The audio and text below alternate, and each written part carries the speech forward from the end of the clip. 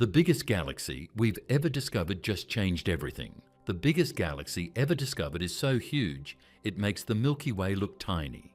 Scientists can barely explain how it even exists, and this one discovery could rewrite the rules of the universe. Today, we're uncovering the mind-blowing details of this cosmic giant. What a galaxy is supposed to be. Imagine standing on a quiet night on Earth, looking up at the stars. You see a cluster of lights, each pinprick shimmering, each a sun like our own. And yet every star you see is only a fraction of the story, because most of the universe's stars are bound together in structures far larger, far more complex than we can even imagine. Galaxies. But what is a galaxy really? What does it mean to say one galaxy is bigger than another? And why, until very recently, did astronomers think they knew the limits of their size? Galaxies, at their most basic, are gravitationally bound systems of stars, gas, dust, and dark matter. Some have millions of stars, some trillions. Some are small, delicate, and irregularly shaped. Others are massive, sprawling, almost ungraspable collections of light and matter. But despite the staggering variety, astronomers have long tried to classify galaxies into a handful of standard types. Spiral galaxies are perhaps the most familiar to us because our own Milky Way falls into this category.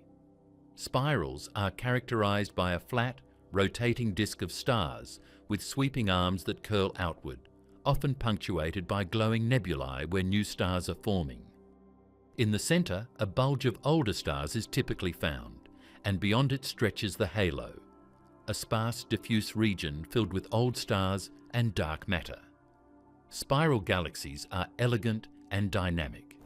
They grow through a combination of star formation in their spiral arms and the gradual accumulation of mass through minor mergers with smaller galaxies. The Milky Way itself is roughly 100,000 light-years across, a sprawling city of stars floating through the cosmic void. It is massive by human standards, but in the universe it is modest.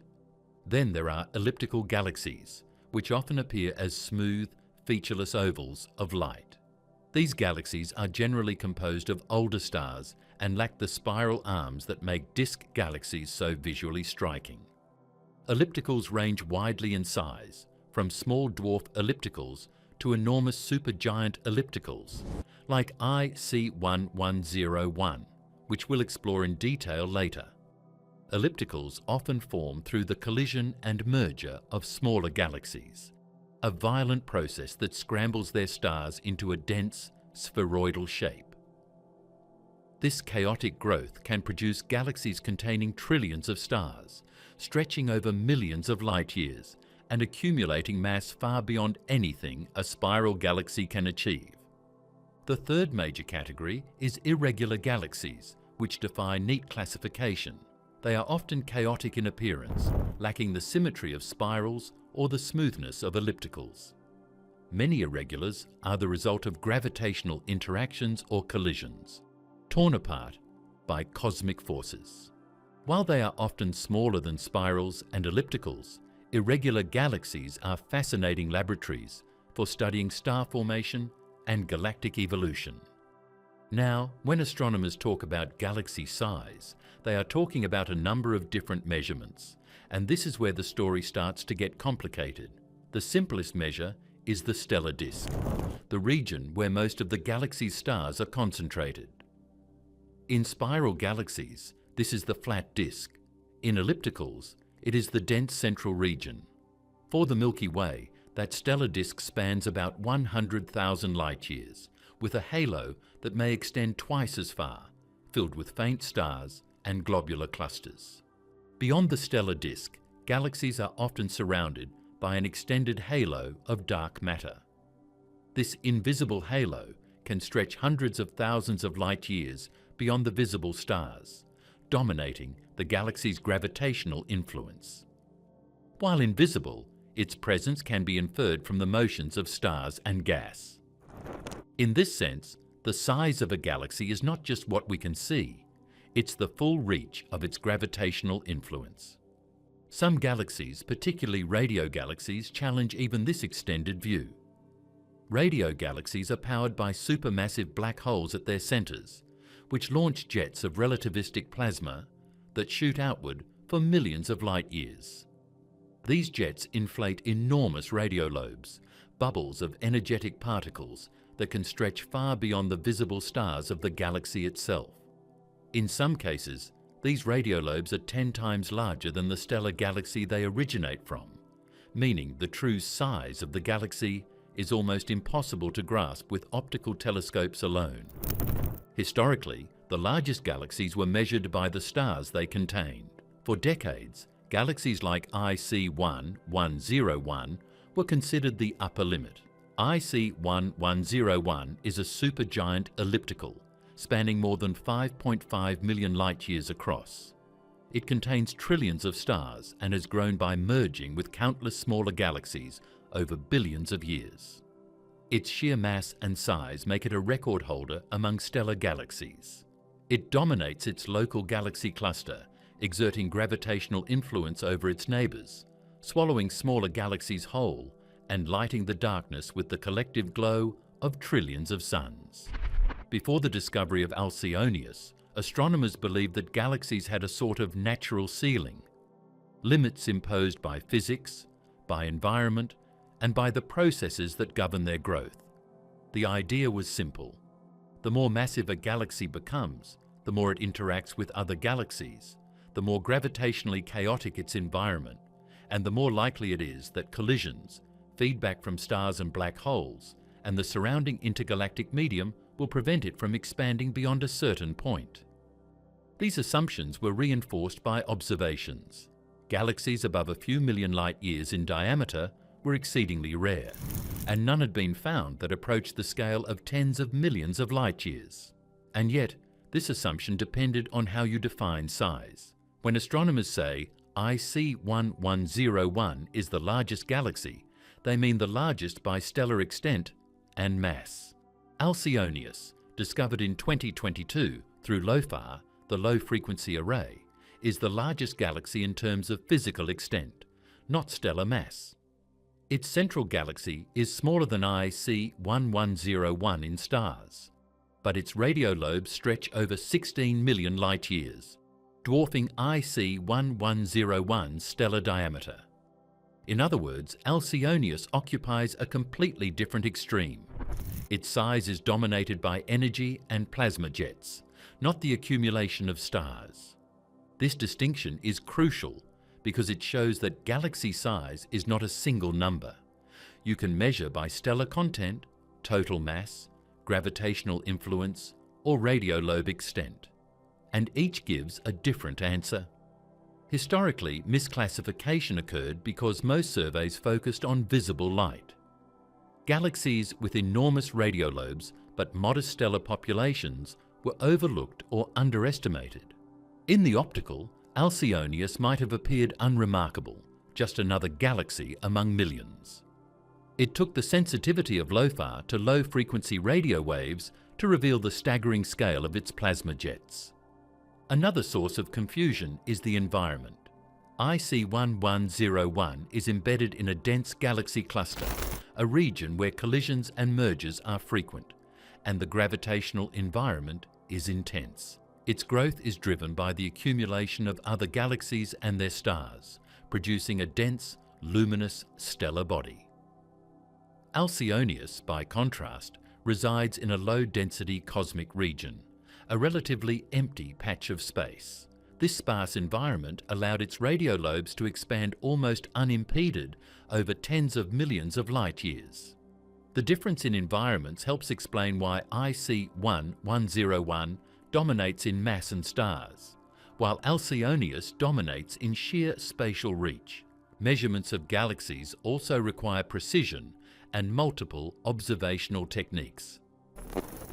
Stellar disks can be mapped with optical telescopes, halos with star counts and gravitational modelling, total mass with stellar and gas dynamics, and radiolobes with radio interferometry.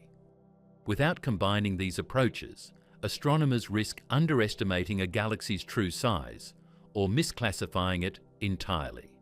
Before LOFAR, few radio telescopes had the combination of sensitivity, field of view, and low frequency range necessary to detect the faint, extended lobes of giants like Alcionius. Typical size ranges for galaxies also help put this in context. Dwarf galaxies often span just a few thousand light-years. They are tiny in comparison to the Milky Way, and often satellites of larger galaxies. Milky Way-sized spirals hover around 100,000 light-years. These galaxies are moderately massive and contain billions of stars, forming the kind of systems we often use as reference points. Giant ellipticals, like IC1-101, push beyond 1 million light-years, containing trillions of stars and dominating their clusters. Radiolobe giants, like Alcionius, exceed 10 million light-years in total extent, but without comparable stellar mass, illustrating a completely different growth mechanism. The takeaway is that galaxies do not have a universal size. The Milky Way is not small in some absolute sense. It is simply one point on a spectrum. Stellar mass, physical diameter, and energy-driven lobes all provide different ways to quantify these cosmic giants. This is why the discovery of Alcionius did not make IC1101 obsolete, but rather expanded the definition of what a galaxy can be, showing that the extremes of the universe are broader and stranger than astronomers had ever imagined. Understanding these measures also helps explain why misclassification happened in the past. Before advanced radio surveys, galaxies were often categorized by the stars they contained. A low luminosity galaxy with enormous radio lobes could be dismissed as unremarkable. Conversely, luminous stellar galaxies like IC1-101 were immediately recognized as extreme. Only by combining optical, radio, and gravitational measurements could astronomers begin to appreciate the different types of galactic giants and their respective extremes.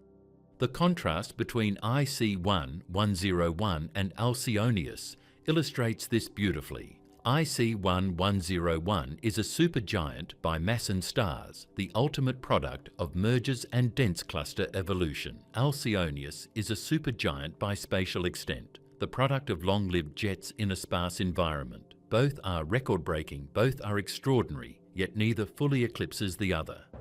In this sense, the concept of biggest galaxy is multi-dimensional, and understanding it requires careful attention to what is being measured: stellar content, gravitational influence, or energetic plasma extensions.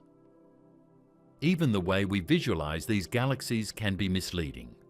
Images of IC1101 might show a bright, dense elliptical, seemingly filling the frame, while the radio lobes of Alcionius would appear almost invisible in optical light. Only with low-frequency radio mapping do the true boundaries emerge, stretching for over 16 million light-years. And when these measurements are placed side by side, it becomes clear. There is no single metric that captures the full scale of galactic extremes. IC1101, the Titan of stars. Imagine a galaxy so vast that if you place the Milky Way at its center, our entire spiral, with its hundreds of billions of stars, would appear as little more than a glittering speck near the heart. A galaxy so immense that the light from its outermost stars takes over 5.5 million years to reach the opposite edge. This is IC1101, the undisputed champion of stellar galaxies, a cosmic behemoth whose sheer scale and mass have fascinated astronomers for decades. IC1101 exists within the dense, gravitationally complex environment of the Abell 2029 galaxy cluster, one of the largest and richest galaxy clusters in the observable universe. Unlike galaxies that drift in relative isolation, IC1101 is surrounded by countless companions, each subject to its immense gravitational pull. In this crowded dynamic neighborhood, the galaxy reigns supreme, a sovereign whose gravitational influence shapes the motions of nearby galaxies and dictates the structure of its cluster. Its classification as a supergiant elliptical galaxy already sets it apart. Elliptical galaxies, unlike the graceful spirals or chaotic irregulars, are massive, smooth, and spheroidal. They are the remnants of countless mergers, the end states of galactic evolution in high-density environments. In the case of IC1101, this process has been taken to an extreme. The galaxy has grown not gradually, but through a cosmic series of feasts, consuming neighbouring galaxies over billions of years. Each collision, each merger, has added stars, gas and dark matter to its already formidable mass, shaping it into a colossal structure dense enough to hold itself together against the gravitational turbulence of a cluster environment. The scale of IC1101 is almost impossible to visualize. With a diameter exceeding 5.5 million light-years, it is more than 50 times the width of the Milky Way.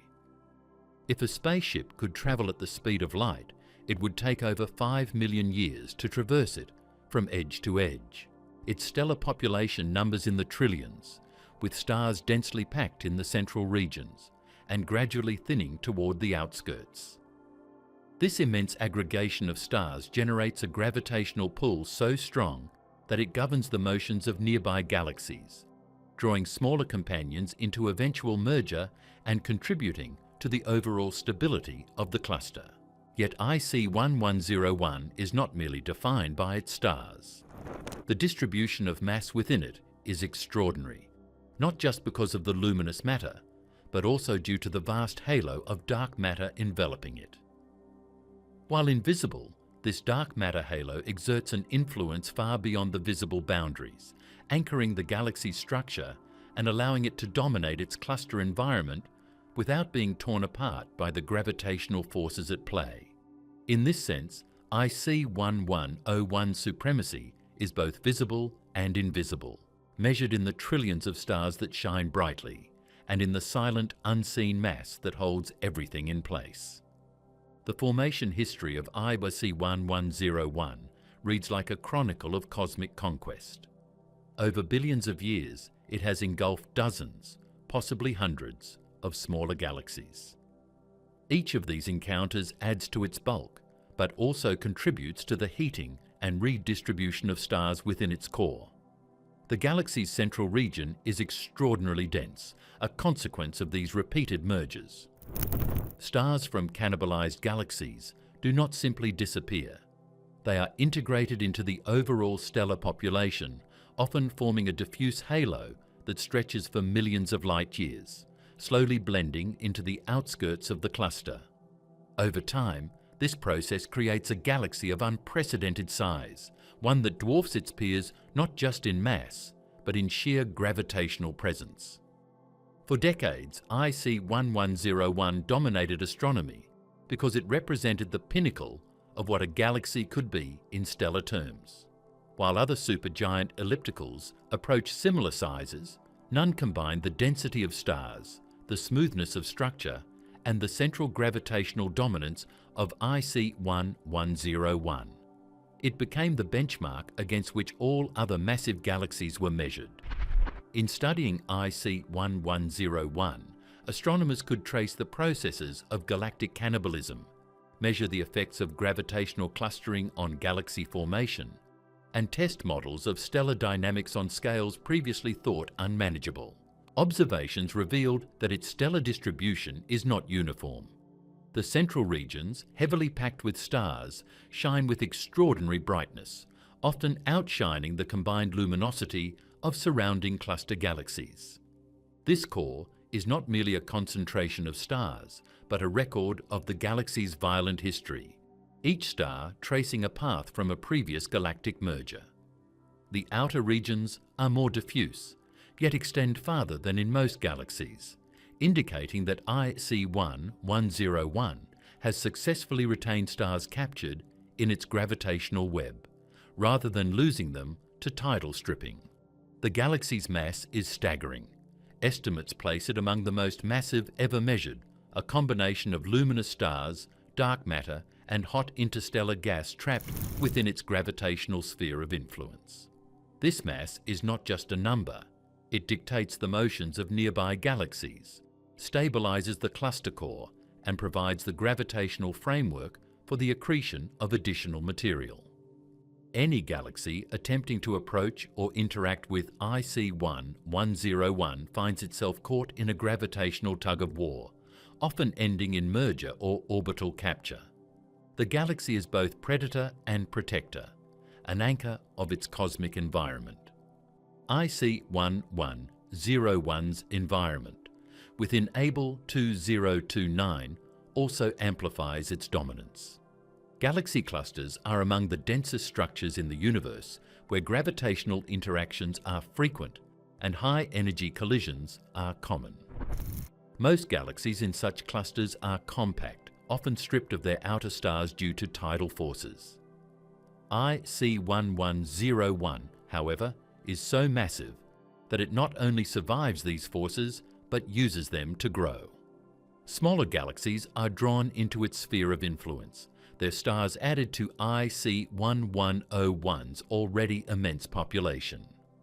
In this way, the galaxy's growth is both a product of its environment and a reinforcement of its supremacy within that environment. The galaxy is also a laboratory for studying extreme stellar dynamics. With trillions of stars interacting within a gravitational field of this magnitude, IC 1101 provides insights into how stellar orbits evolve under intense gravitational forces. The central regions are dominated by complex orbital patterns, with stars following elliptical paths that intertwine in ways rarely seen in smaller galaxies. These interactions influence everything from the formation of globular clusters to the heating of interstellar gas, creating a dynamic environment that is at once stable and highly energetic. Another remarkable feature of IC 1101 is its dense, compact structure relative to its mass. Despite spanning millions of light years, its central regions are incredibly tightly packed, allowing the galaxy to maintain a gravitationally cohesive form. This density ensures that the galaxy is not easily disrupted by passing cosmic neighbors or by internal dynamical processes. It is a balance between vastness and cohesion, an extraordinary feat of cosmic engineering achieved over billions of years of evolution. IC 1101 also challenges our understanding of galactic longevity.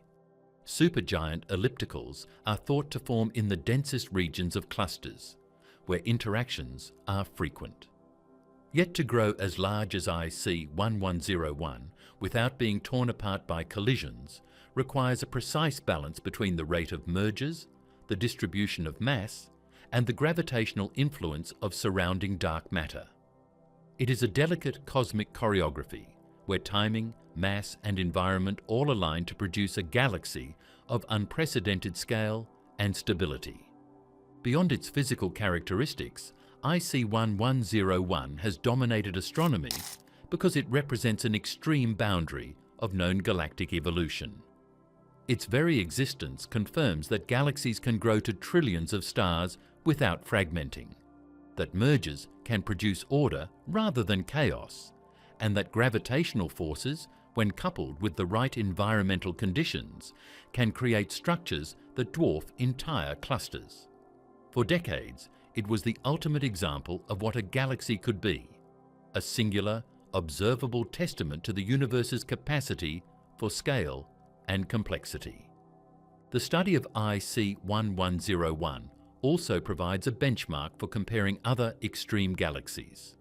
By examining its structure, mass distribution, and merger history, astronomers can better understand how galaxies evolve over cosmic time, how environment influences growth, and how the most massive structures in the universe are formed.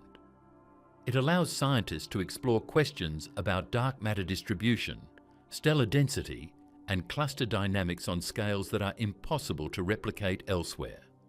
IC 1101 is more than just a galaxy. It is a cosmic measuring stick. The galaxy's luminosity, mass, and structure also make it a focal point for the study of supermassive black holes. While the precise mass of its central black hole remains a topic of research, the gravitational influence of IC 1101's core suggests a black hole of immense size, likely millions to billions of times the mass of the Sun. This central engine plays a role in stabilizing the galaxy, regulating the motion of stars near the core, and influencing the distribution of gas and dust across the central regions. IC 1101's dominance is further emphasized when contrasted with its neighbors. In Abell 2029, no other galaxy comes close in mass or size.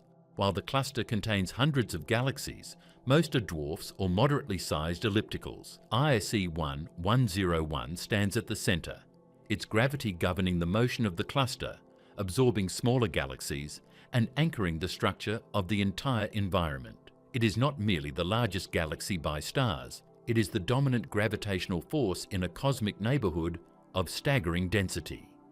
Even its halo, which extends far beyond the visible light of its stars, reveals the extraordinary scale of IC 1101. Observations of globular clusters and the diffuse outer regions show that its influence extends for millions of light years, a testament to the combined mass of stars, gas, and dark matter. This halo is not merely decorative, it is a critical component of the galaxy's stability, preventing the disruption of its structure and maintaining its dominance over time. IC 1101 is also unique in that it allows astronomers to study galactic cannibalism at an extreme scale. Each stellar population, each globular cluster, potentially carries a history of a galaxy that once existed independently. By analyzing the composition and orbits of stars, scientists can reconstruct a history of mergers and interactions spanning billions of years, offering a window into the processes that shape the largest structures in the universe. IC 1101 Gravitational Influence. IC 1101 is not just large, it is an authority in its cosmic neighborhood, a force that dictates the motions of everything around it. Its dominance is apparent in the very fabric of the Abell 2029 galaxy cluster, where the galaxy sits at the gravitational center like a colossal anchor. Galaxies within the cluster orbit this central mass, their velocities and trajectories shaped not only by IC 1101's gravity, but also by the combined mass of its halo, which stretches far beyond the visible stars. In this sense, IC 1101 is both a body of light and a gravitational engine, its influence invisible yet undeniable. The cluster environment magnifies the galaxy's power. While smaller galaxies are frequently perturbed, stripped of gas, or even ejected entirely during close encounters, IC 1101 withstands these interactions with remarkable resilience. Its gravitational well is deep enough that even high-speed collisions, which would disrupt lesser galaxies, instead feed IC 1101. Stray stars and gas clouds captured from passing galaxies are assimilated into its halo, subtly increasing its mass and reinforcing its dominance. Over billions of years, this process has allowed the galaxy to maintain and even expand its supremacy. Observing IC 1101 in its environment is like watching a slow-motion cosmic dance. Smaller elliptical galaxies move in elliptical orbits around the center, their stars subtly perturbed by tidal forces as they pass through the halo. Spiral galaxies that venture too close may be stripped of their outer stars, leaving only a dense core that eventually merges with IC 1101. These interactions are not violent explosions in the sense of dramatic collisions often depicted in simulations. They are gradual, almost imperceptible incorporations happening over millions of years. Yet cumulatively, they build the galaxy into a truly unmatched structure.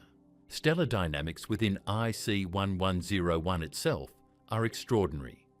In the core, stars orbit in complex patterns, their velocities influenced by the combined mass of trillions of neighboring stars and the galaxy's central supermassive black hole.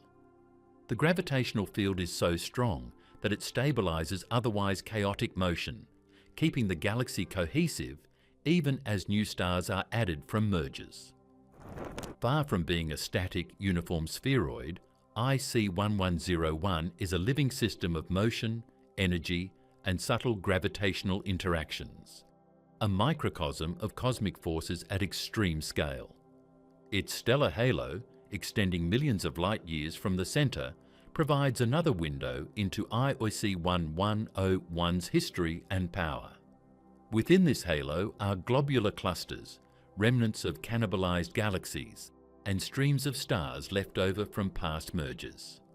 Each globular cluster acts as a tracer of past interactions, revealing the timing, trajectory, and mass of galaxies absorbed into IC1101 over billions of years. By studying these features, astronomers can reconstruct a detailed chronicle of the galaxy's growth, tracing a history written in stars and gravity. The dark matter halo of AAC 1101 is equally remarkable. Though invisible, its presence is inferred from the motions of stars and satellite galaxies. It is a massive, spherical envelope that stabilizes the galaxy against internal dynamical processes and external perturbations. This halo ensures that IC1101 maintains its cohesion even as it continues to grow. Without this invisible scaffolding, a galaxy of such size and mass would be vulnerable to fragmentation or disruption by tidal forces, particularly within a dense cluster environment. One of the most fascinating aspects of IC1101 is how it challenges our understanding of galactic limits. Before its discovery, it was assumed that galaxies had natural ceilings, thresholds imposed by gravitational instability, energetic feedback from stars and black holes, and environmental interactions. Yet IC1101 defies these assumptions. Its mass, stability, and growth history demonstrate that under the right conditions, a galaxy can continue expanding, assimilating smaller systems without succumbing to chaos. It is a tangible proof that the universe can construct structures on scales that seem almost incomprehensible. IC1101 also serves as a cosmic laboratory for studying the behavior of dark matter on enormous scales. Its gravitational dominance allows scientists to map the distribution of invisible matter through observations of satellite galaxy motions and intracluster gas dynamics. These studies reveal how dark matter interacts with baryonic, ordinary matter in environments far denser and more extreme than our own Milky Way, providing insights into the forces that shape galaxy clusters and the large-scale structure of the universe. Another aspect of IC1101's dominance lies in the interactions between its stellar populations and its interstellar medium. Gas within the galaxy is heated by both gravitational compression and energy released from the central black hole, preventing runaway star formation in the dense core. This self-regulating mechanism ensures that the galaxy maintains its structure and stability over billions of years. Meanwhile, stars in the outer regions move more freely, forming a diffuse halo that further stabilizes the galaxy's gravitational equilibrium. The galaxy's mass concentration at its core has important implications for the growth of its central black hole. While precise measurements are challenging at such distances, the central black hole is likely among the largest known, exerting influence over the dynamics of the innermost stars and regulating the accretion of gas. Feedback from this black hole helps maintain the balance between the dense stellar core and the surrounding halo, ensuring that IC1101 does not collapse under its own mass. In this way, the central engine and the stellar structure are intricately linked, a feedback loop of energy, gravity, and motion. Beyond its physical dominance, IC1101's presence affects the very architecture of the Hubble 2029 cluster. Satellite galaxies are not randomly distributed. Their orbits and spatial arrangement are influenced by the gravitational pull of IC1101. Streams of stars stripped from merging galaxies can form elongated structures, tracing the paths of past interactions across millions of light years. The galaxy acts as both the central mass and the organizer of the cluster's structure, shaping the motions and distribution of matter in a way few other galaxies can. IC1101 study has also revealed surprising details about the distribution of its stars. Observations show that the outer regions are remarkably extended, gradually blending into the intracluster medium. These diffuse stars were likely pulled from absorbed galaxies, forming a halo that stretches for millions of light years. While faint and difficult to detect, this halo contributes significantly to the galaxy's total mass and gravitational influence, reinforcing its role as the central pillar of the cluster. The galaxy's sheer scale allows it to serve as a benchmark for comparing other supergiant ellipticals. By studying IC1101, astronomers can understand the upper limits of stellar aggregation, the dynamics of galaxy mergers, and the interactions between visible matter, gas, and dark matter on unprecedented scales. Its stability, despite the turbulent environment of a rich galaxy cluster, provides crucial data on how the most massive structures in the universe can form and persist. Yet IC1101's dominance is not static. Even as it holds its position at the center of Abell 2029, it continues to evolve. Smaller galaxies continue to fall into its gravitational well, their stars assimilated into its halo. Gas clouds interact with the hot interstellar medium, sometimes fueling pockets of star formation. Globular clusters orbiting in the outer regions trace intricate paths, shaped by the combined gravitational pull of the galaxy and the cluster. In this sense, IAC1101 is both a monument of past growth and a living, dynamic system. The galaxy also demonstrates the interplay between mass, environment, and cosmic evolution. In a less dense region of the universe, a galaxy might not achieve the scale of IC1101. In such environments, interactions are rarer, mergers less frequent, and the gravitational scaffolding less supportive of extreme growth. Within Abell 2029, IAC1101 thrives, taking full advantage of a rich cluster environment to consolidate its mass and assert its dominance. Its success is a direct result of both intrinsic properties, its mass, structure and stability, and extrinsic conditions, the density, dynamics, and richness of its surroundings. In many ways, IC1101 can be seen as the ultimate laboratory for studying the extreme end of galaxy formation. Every aspect of its structure, from the dense core to the diffuse halo, from the stellar population to the dark matter envelope, offers insights into processes that are impossible to study in smaller, less massive galaxies. Its size allows astronomers to measure stellar dynamics, gravitational interactions, and environmental effects on scales that are otherwise inaccessible, providing a window into the most massive and enduring structures the universe can create. IC1101's gravitational dominance also allows scientists to study intracluster gas dynamics. Hot gas permeates the Abell 2029 cluster, glowing in X-ray wavelengths and tracing the galaxy's influence.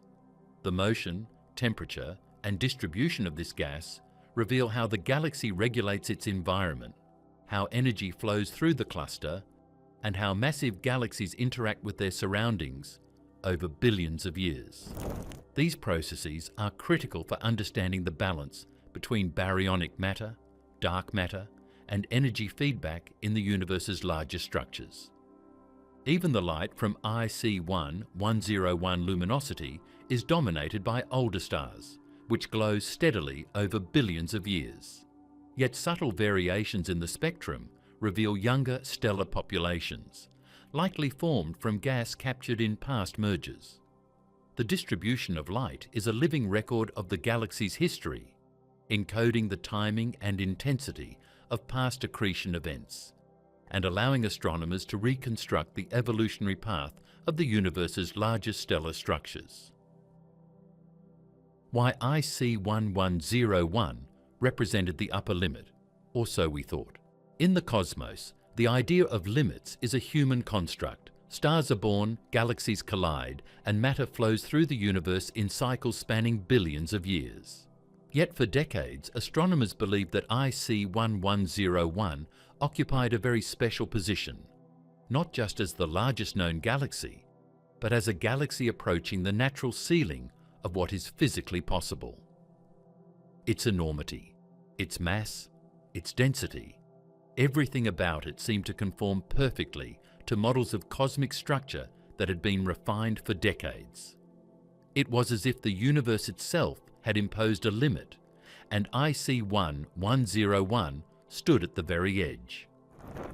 At the heart of this perception was its environment. IC 1101 resides within the Abulal 2029 galaxy cluster, one of the densest galaxy clusters observed in the nearby universe. Here, thousands of galaxies are bound together by gravity, moving in a complex dance choreographed by both visible and invisible matter. Within this crowded neighborhood, interactions are inevitable. Galaxies collide, tidal forces pull at stars, and clusters of dark matter warp space itself. IC 1101 is uniquely positioned at the center of this gravitational maelstrom, a cosmic anchor in a sea of smaller galaxies. Its location is no coincidence. Supergiant ellipticals like IC 1101 are thought to form precisely in such dense environments, where the sheer number of neighboring galaxies ensures a constant supply of material for growth. Frequent mergers were the fuel of IC 1101's ascension. In this dense cluster, no galaxy is truly isolated. Smaller companions wander too close, their stars caught in the gravitational pull of the central giant. Over billions of years, these mergers accumulate, adding layer upon layer of stellar mass to IC 1101's core and halo. Each collision is not a sudden explosion, but a gradual assimilation. Stars are stripped from the outskirts of infalling galaxies. Gas clouds are drawn into the central gravitational well, and over time, the original structures of these galaxies dissolve, leaving only their constituent stars integrated into IC 1101.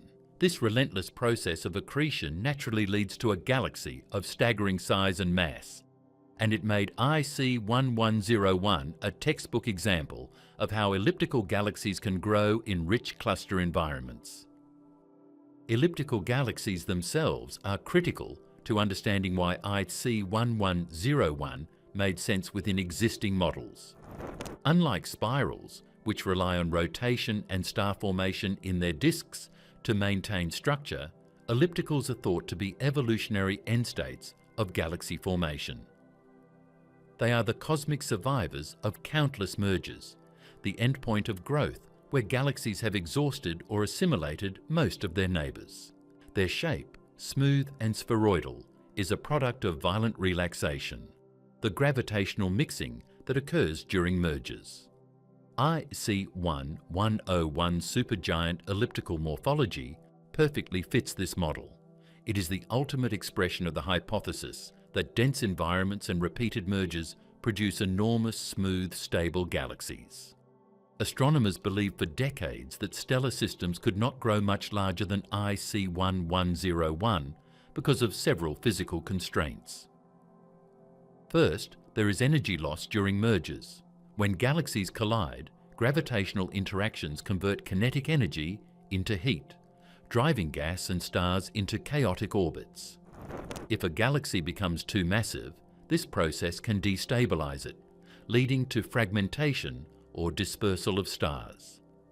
IC 1101, however, seems to have navigated this process perfectly. Its core density and halo structure are consistent with models showing that, up to a certain mass and size, elliptical galaxies can absorb mergers without becoming gravitationally unstable. Another limiting factor is collisions and tidal forces within dense clusters. Galaxies do not grow in isolation. Gravitational interactions with neighbours exert tremendous stress on their structures. Tidal stripping can peel away outer stars, and high-speed encounters can disturb the orbital motions of stars within a galaxy. These effects act like a cosmic governor, placing an effective ceiling on how large a galaxy can become. IC1-101's remarkable stability, even in the crowded environment of Abell 2029, suggested that there is a threshold beyond which stellar systems cannot grow. In a way, it was the galaxy that proved the models. A massive, stable structure balanced precisely at the edge of physical plausibility. In addition to its environment and growth mechanisms, the physics of energy dissipation also imposed natural limits. During mergers, gas clouds collide, shock, and radiate energy. Too much energy loss can lead to rapid star formation, consuming available gas and producing dense stellar cores. If the resulting structure is too massive, it risks collapse or violent instability. IC1101 demonstrates how this balance plays out at the extreme. It is both dense enough to maintain cohesion and extended enough to avoid catastrophic collapse. Its stellar distribution, from the bright central core to the faint outer halo, fits perfectly within theoretical expectations for the largest possible elliptical galaxies. Existing models also predicted a practical upper limit to growth imposed by time itself. Galaxies grow over billions of years, and the universe itself has a finite age. For a galaxy to reach IC1101 scale, it must have experienced countless mergers over cosmic time, precisely coordinated to allow stable growth. Too few mergers and the galaxy remains smaller, too many and it risks destabilization. IC1101's sheer mass and smooth structure suggested that it had achieved this ideal balance, making it the upper limit galaxy in both observational and theoretical terms.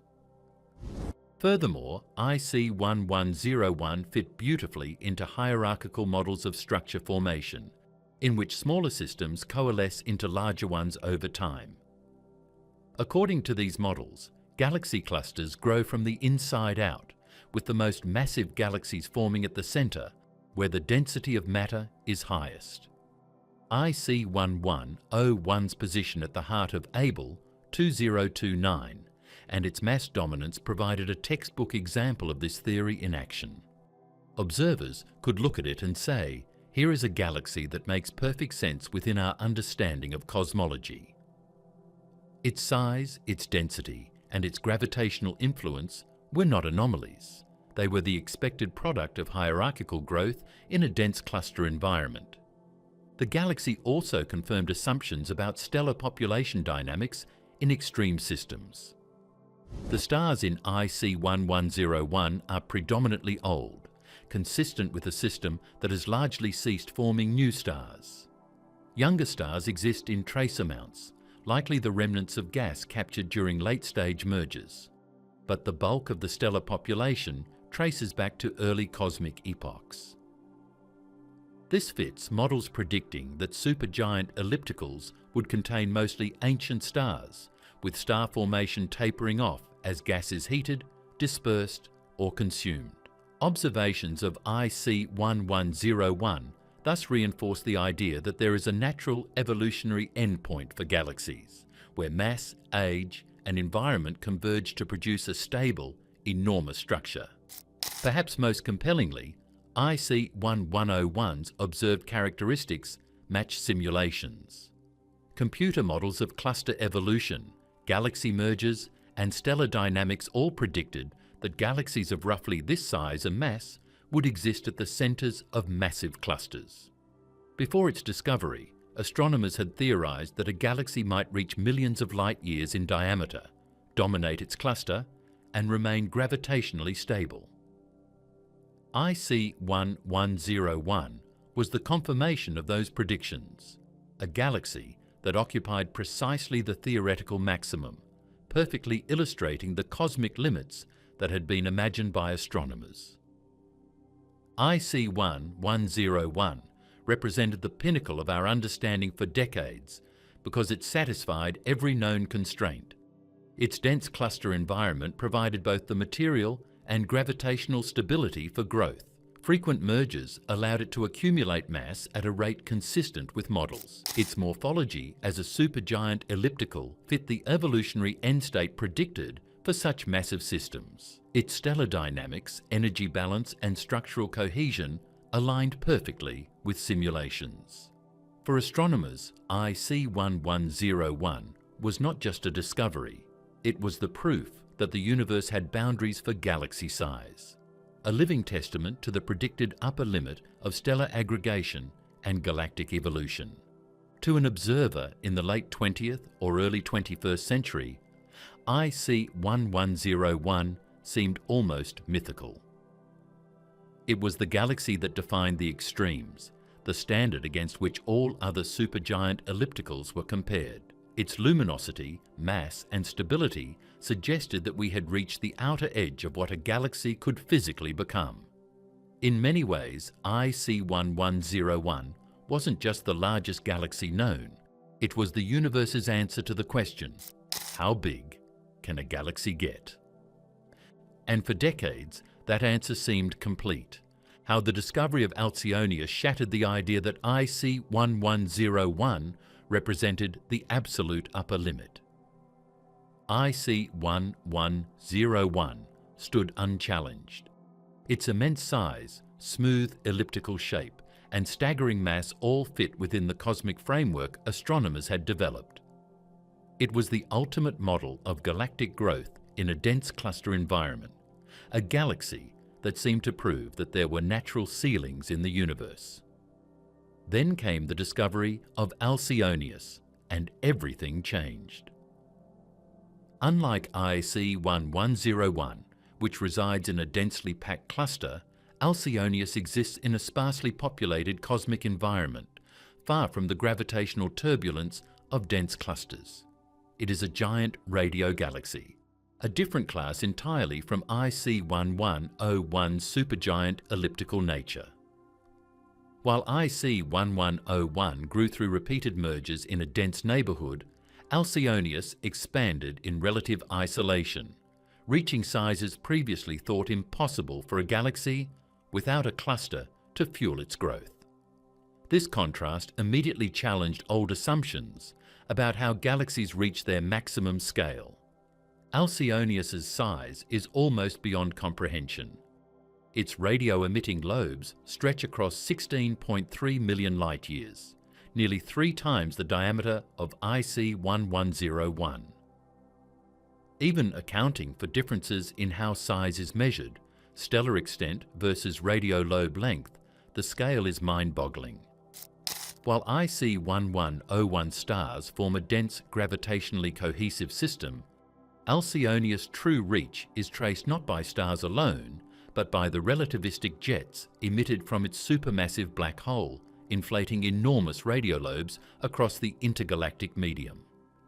This means the galaxy's influence extends far beyond the boundaries of its visible stars, demonstrating that cosmic structures can grow in ways IC1101 never did. The environments of the two galaxies could not be more different. IC1101's growth was fostered by a crowded neighbourhood, where repeated collisions and mergers were unavoidable. Alcionius, by contrast, thrives in relative isolation, where tidal forces from neighbouring galaxies are minimal. Its enormous size is not the product of cannibalism, but of efficient energy distribution from its central black hole, which drives jets that sculpt its surroundings over millions of light-years. This fundamental difference illustrates that the mechanisms by which galaxies grow to extreme sizes are more varied than previously imagined. Previously, astronomers assumed that galaxies could only grow so large because of physical constraints imposed by mergers and gravitational stability. IC1101 seemed to confirm this. Its stellar mass and distribution, formed over billions of years of accretion, represented the maximum a galaxy could achieve without becoming unstable. Collisions and tidal forces were thought to impose a hard ceiling. Alcionius shattered this notion by demonstrating that size could also be achieved through non-stellar growth mechanisms, where energetic jets, radiolobes, and intergalactic influence play as much a role as stars in defining a galaxy's scale.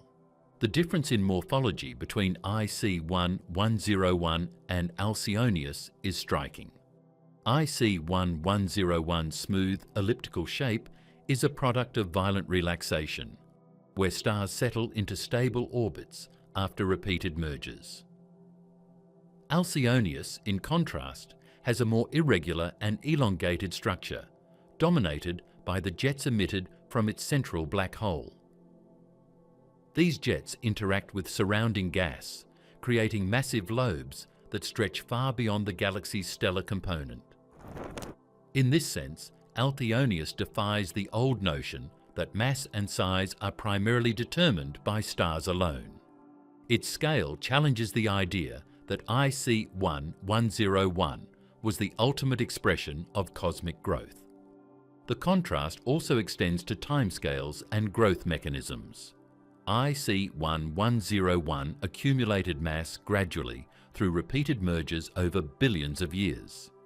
Each merger added stars and dark matter incrementally, stabilizing the system while building size. Alcionius, however, achieved its scale not by aggregation, but by energetic outflows, which inflate radiolobes and extend the galaxy's influence into the surrounding intergalactic medium. This represents a fundamentally different type of growth, one that operates over immense distances without requiring dense environments. Astronomers had also believed that energy loss and stellar dynamics imposed natural limits on galaxy size. In IC1101, stars interact in tightly regulated orbits, their motion balanced to prevent instability. Alcionius demonstrates that size is not solely a matter of gravitationally bound stars. Its lobes extend far beyond the gravitationally bound core, sustained by continuous energy output from its central engine. This shows that galaxy size can be measured in multiple ways, and that extreme scales are achievable without violating physical laws, even in low-density regions. Another crucial difference lies in cluster versus field environments.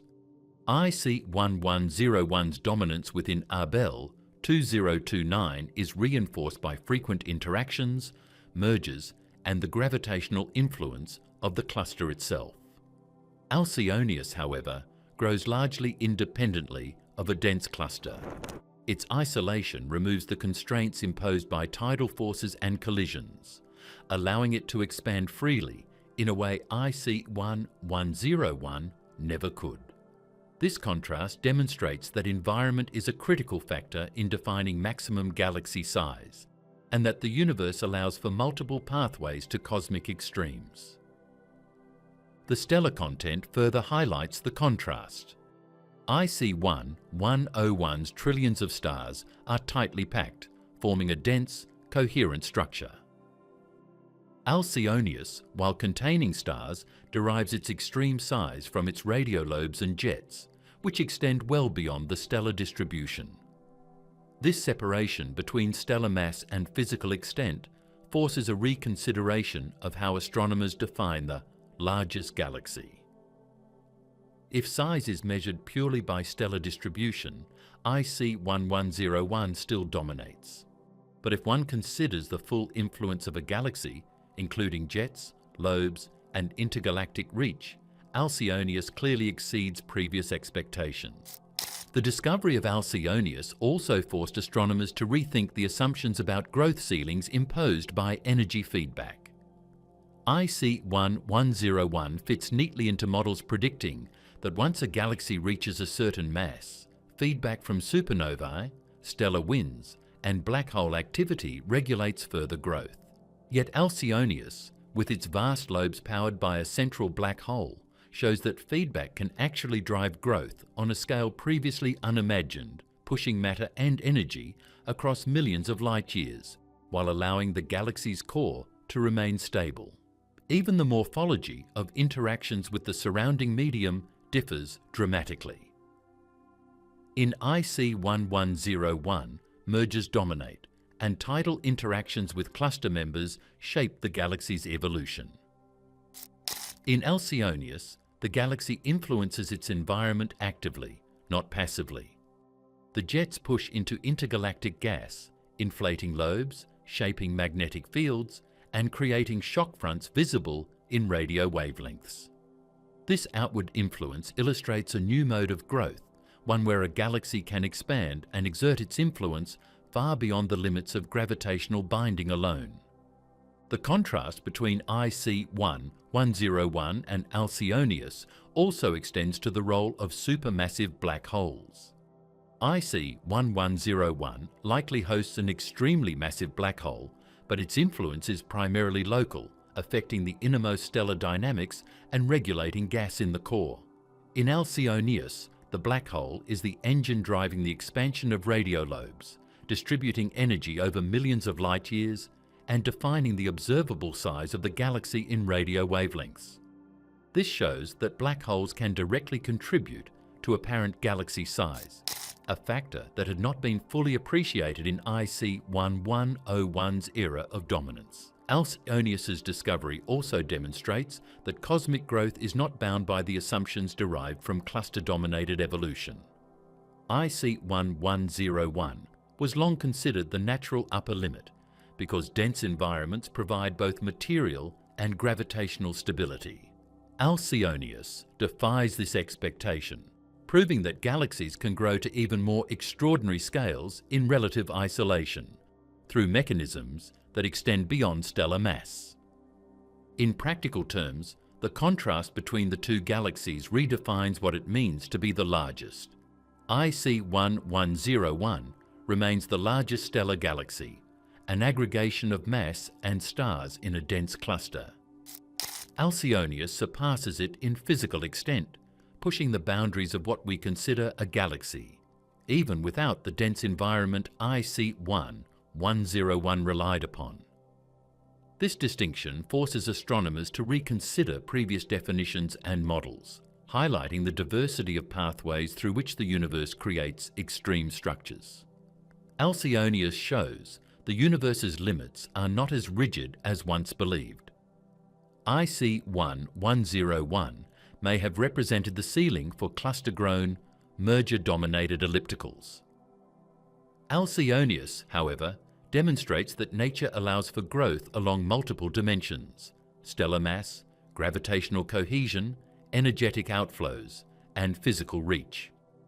By contrasting the two, astronomers now appreciate that cosmic extremes are not singular but multifaceted, and that the universe is capable of producing structures far beyond what even IC 1101 seemed to suggest. IC 1101, for all its grandeur, was a galaxy of predicted extremes, while Alcionius is a galaxy of unexpected extremes. Together, they reveal a spectrum of cosmic possibility, from dense cluster domination to isolated expansion, from stellar aggregation to radio lobe inflation, from traditional gravitational growth to energetic influence across intergalactic space. Where IC 1101 confirmed models, Alcionius challenges them. Where IC 1101 represented a ceiling, Alcionius redefines the horizon.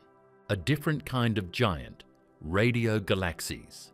When we think of galaxies, most minds immediately picture glittering spirals or smooth elliptical clouds of stars. The Milky Way with its graceful arms, or IC 1101 with its unthinkable mass and size, dominate our imagination.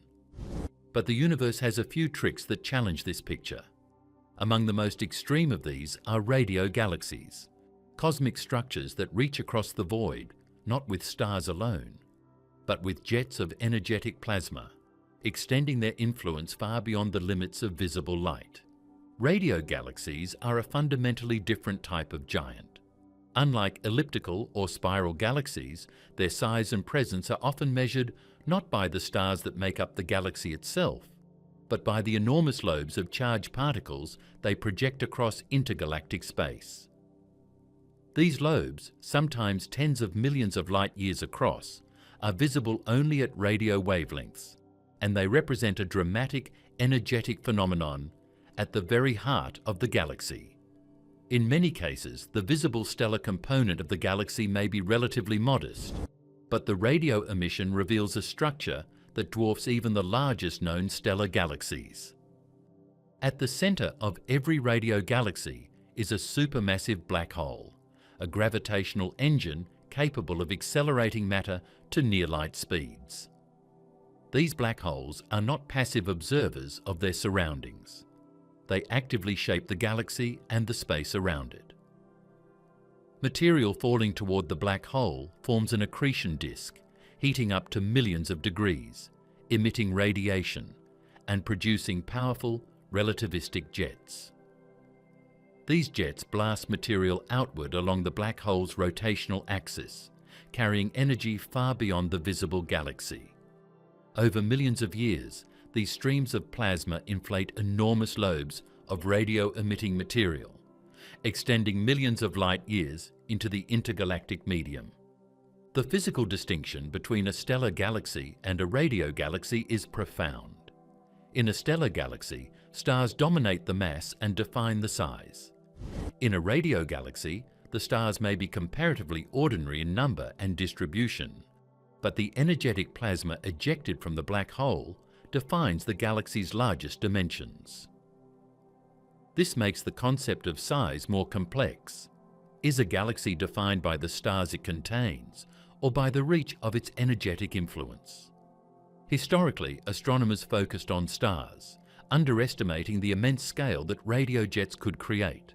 Many radio galaxies were identified in optical surveys as modest, sometimes unremarkable galaxies, while their true cosmic reach remained invisible until sensitive radio observations revealed the colossal lobes they produced. One of the reasons radio galaxies were historically underestimated is technical. Optical telescopes, even the most powerful, can only capture starlight. The glowing plasma of radio lobes emits primarily at radio wavelengths, which were only mapped comprehensively in the mid-20th century with the advent of radio astronomy. Early surveys captured the bright central galaxy, but missed the faint, sprawling lobes extending far into intergalactic space. The result was a systematic underestimation of the true scale of these galaxies and a delayed recognition of their extreme nature. Only with sensitive radio interferometers, mapping structures across millions of light years, did astronomers begin to realize the true cosmic giants lurking in the radio sky. Radio galaxies occupy a unique niche in cosmic evolution. They often reside in low-density environments, where their jets can extend freely into the intergalactic medium without being disrupted by nearby galaxies or cluster turbulence. This contrasts sharply with dense cluster galaxies, where tidal forces, mergers, and interactions dominate growth. In these quieter regions, a radio galaxy's jets can inflate lobes across tens of millions of light years, creating structures that appear almost surreal compared to the stars in the host galaxy. The energetic plasma within the lobes is fascinating in itself. Composed of electrons and other charged particles, it emits synchrotron radiation as it spirals around magnetic field lines at near-light speeds. This emission is what makes radio galaxies visible to radio telescopes. The lobes are not static. They expand, interact with the intergalactic medium, and can remain luminous for tens to hundreds of millions of years. Their scale is not arbitrary. It is set by a combination of the black hole's energy output, the density of surrounding gas, and the galaxy's history of activity. Each radio lobe is a map of energy flow, a record of the black hole's influence across cosmic time. The dynamics of radio lobes are also striking. Unlike stars, which move in predictable orbits within a galaxy's gravitational potential, the plasma in the jets moves at relativistic speeds, forming shock fronts, filaments, and hotspots at the edges of the lobes. These structures are constantly evolving, shaped by interactions with intergalactic gas and magnetic fields. Observing them provides a unique window into the physics of high-energy astrophysics, revealing how supermassive black holes can convert gravitational potential energy into motion and radiation on scales impossible in ordinary galaxies. Another fascinating aspect is how radio galaxies illustrate the relationship between black holes and their environments. The jets can heat surrounding gas, prevent cooling flows, and regulate star formation in the host galaxy. In this way, the influence of the black hole is not limited to a central sphere of light. It can shape the evolution of the galaxy itself, and in some cases affect neighboring galaxies. The cosmic footprint of a radio galaxy is therefore both energetic and spatial. It stretches across millions of light years, but also interacts dynamically with matter on a more local scale, shaping the immediate environment of the host galaxy. Historically, the size of radio galaxies was a subject of underestimation because the lobes fade in brightness as they expand. While the core of the galaxy may remain visible in optical light, the faint edges of the lobes were often missed. Only through deep radio surveys and interferometric mapping did astronomers begin to detect the full extent of these structures. Some of the largest radio galaxies identified in the late 20th and early 21st centuries revealed lobes extending far beyond any previously measured galaxy, showing that cosmic giants existed in a form that was almost invisible to optical observation alone. The distinction between stellar-dominated and radio-dominated galaxies also redefines our concept of galactic influence.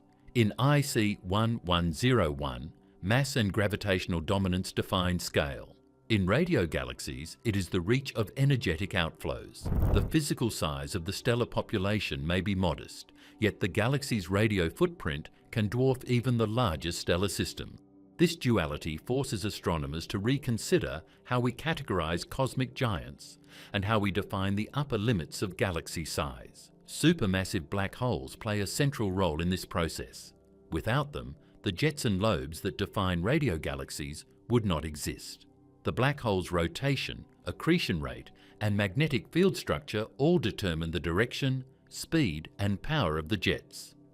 Variations in these parameters can produce vastly different radio galaxy morphologies, from relatively compact jets extending a few 100,000 light-years to megascale structures stretching across 16 million light-years or more. This demonstrates that galaxy growth and cosmic influence are not determined solely by mass and environment, but also by the central engine's power. The plasma jets also interact with the intergalactic medium in ways that shape large-scale cosmic structures. As the jets expand, they inflate cavities, compress gas, and create shock waves, which can trigger star formation in surrounding regions or inhibit it, depending on local conditions. These interactions illustrate a more dynamic view of galactic influence, where a galaxy's reach is measured not just by gravity, but by energy transferred through relativistic outflows. Historically, astronomers categorized galaxies based on their visible stars, leading to a systematic underestimation of radio galaxy scale. Optical images often suggested modest galaxies, while the true extent was hidden in faint radio emissions. As radio astronomy matured, however, it became clear that stellar mass is not the only metric of galactic size. Alcionius, one of the largest radio galaxies discovered, exemplifies this shift. Its visible stars are modest compared to IC 1101, yet its jets extend more than 3 times the diameter of the largest stellar galaxy.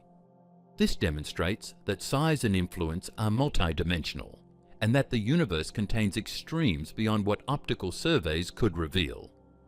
In many ways, radio galaxies represent a different kind of cosmic ambition.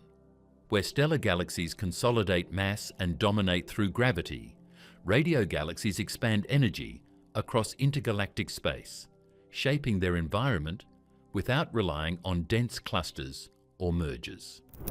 Their scale is not constrained by the gravitational stability of stars alone, allowing them to push boundaries in ways traditional galaxies cannot. The discovery and mapping of these giants forced astronomers to confront the idea that cosmic extremes exist in multiple forms, and that our historical understanding of largest galaxy was incomplete. How radio galaxies redefine what we consider cosmic giants. Some of these galaxies challenge everything astronomers once believed about cosmic size, influence, and the diversity of galactic growth. Among the most striking examples is Alcionius, a radio galaxy whose scale and structure demonstrate a type of cosmic ambition entirely unlike anything in the stellar-dominated realm. Alcionius's discovery revealed a galaxy whose radio lobes stretch across 16.3 million light-years, making it the largest known galactic structure in terms of physical extent. By comparison, even IC1101, the largest confirmed stellar galaxy, spans roughly 5.5 million light-years. Yet Alcionius achieves this without the trillions of stars that define IC1101. Its size is not determined by mass alone, but by energetic output from its central supermassive black hole, demonstrating that galaxies can dominate the universe in entirely different ways. At the core of every radio galaxy lies a supermassive black hole, often billions of times the mass of the Sun. These black holes are not passive. They are engines that convert gravitational energy into motion, radiation, and relativistic jets. As matter spirals into the black hole's accretion disk, it heats to millions of degrees, generating intense magnetic fields. These fields focus charged particles along the black hole's rotational axis, launching twin jets at speeds approaching the speed of light. These jets punch through the host galaxy, exit into intergalactic space, and inflate giant radio lobes, which can extend millions of light years in opposite directions. Unlike stars, which are bound by the galaxy's gravitational potential, these jets propagate through a low-density environment, interacting with gas and magnetic fields in complex ways. As they travel, the particles spiral around magnetic lines, emitting synchrotron radiation detectable in radio wavelengths.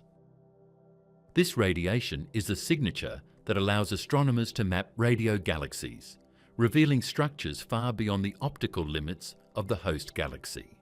In Alcionius, the jets are so vast that they rival the size of small galaxy clusters, creating a structure whose influence is felt across a truly cosmic scale. The growth of radio lobes is governed by a combination of black hole power, jet stability, and environmental density. In dense regions, jets may be deflected, dissipated, or truncated by surrounding galaxies and gas. In low-density environments, such as the cosmic voids where Alcionius resides, these jets can expand with minimal resistance, forming nearly pristine, elongated structures. Over tens to hundreds of millions of years, the lobes reach their maximum extent, forming colossal cylinders of plasma that mark the galaxy's presence across intergalactic space. Radio galaxies like Alcionius also illustrate a fundamental distinction between mass and influence. In stellar galaxies, mass and gravity dominate. The more stars you have, the larger and more stable the galaxy. But in radio galaxies, energy defines scale. The black hole's jets carry kinetic energy that displaces intergalactic gas, forms shock fronts, and shapes the surrounding magnetic environment. The physical size of the galaxy, as defined by its lobes, can far exceed the stellar component.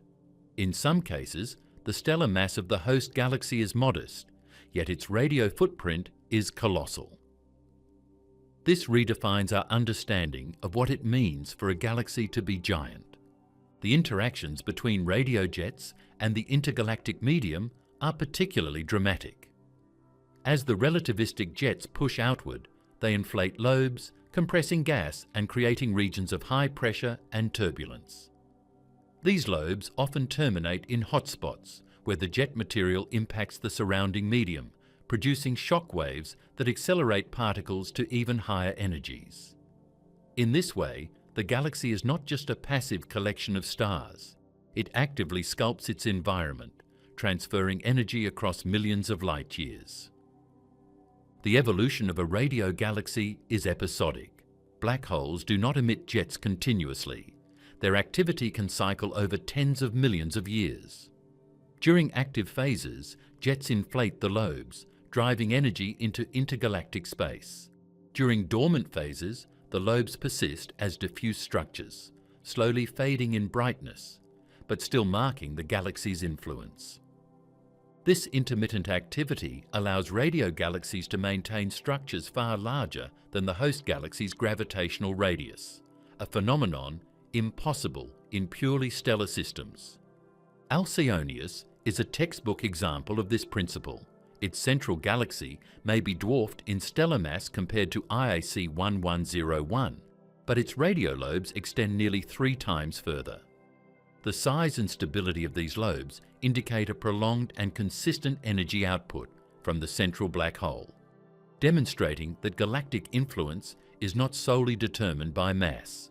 This realization has profound implications for our understanding of cosmic structure. It suggests that the largest physical structures in the universe may not always correspond to the most massive galaxies, and that energy flow is as critical as mass in shaping the cosmos. The discovery of Alcionius also highlights the limitations of optical surveys. For decades, astronomers assumed that galaxy size was a function of stellar distribution. IC 1101 confirmed this assumption, appearing as the natural upper limit. But radio observations revealed that enormous structures had been hiding in plain sight. Optical images of Alcionius's host galaxy suggested a relatively modest elliptical, but radio mapping unveiled its colossal lobes. This teaches an important lesson. The universe contains giants that are invisible in traditional wavelengths, and our understanding of cosmic extremes depends heavily on the observational tools we employ. Radio galaxies also shed light on the feedback mechanisms of supermassive black holes. The energy ejected in jets does not only extend the galaxy's physical footprint, it also interacts with surrounding gas in ways that regulate star formation. In dense clusters, jets can prevent cooling flows, inhibiting star formation in nearby galaxies. In isolated regions, the jets can compress gas, triggering localized star formation along the edges of lobes. This feedback process demonstrates a complex interplay between black hole activity and cosmic evolution, showing that galaxies can exert influence far beyond the confines of their visible stars. Magnetic fields play a crucial role in this process. The plasma within jets and lobes is threaded with magnetic lines that guide particle motion and sustain synchrotron emission. Observations of polarization in radio lobes reveal coherent magnetic structures spanning millions of light years, illustrating the remarkable scale at which these galaxies can organize energy and matter. Unlike stars, whose motion is largely dictated by gravity, plasma in radio lobes is guided by both magnetic and kinetic forces, creating structures that are dynamic, evolving, and visually spectacular in radio wavelengths. The life cycle of a radio galaxy is a study in extremes. Jets propagate, lobes expand, hotspots form, and over time, the structure may fade. Yet even as individual features dissipate, the galaxy's influence persists. The intergalactic medium retains signatures of the jet's passage, including shocks, magnetization, and redistributed gas. In this sense, radio galaxies are not static. They are agents of change, reshaping their environments across millions of light years and hundreds of millions of years. Alcionius and similar radio galaxies challenge traditional notions of the largest galaxy by illustrating that size is multidimensional. IC 1101 dominates in stellar mass and gravitational influence, but radio galaxies dominate in energetic footprint and physical reach.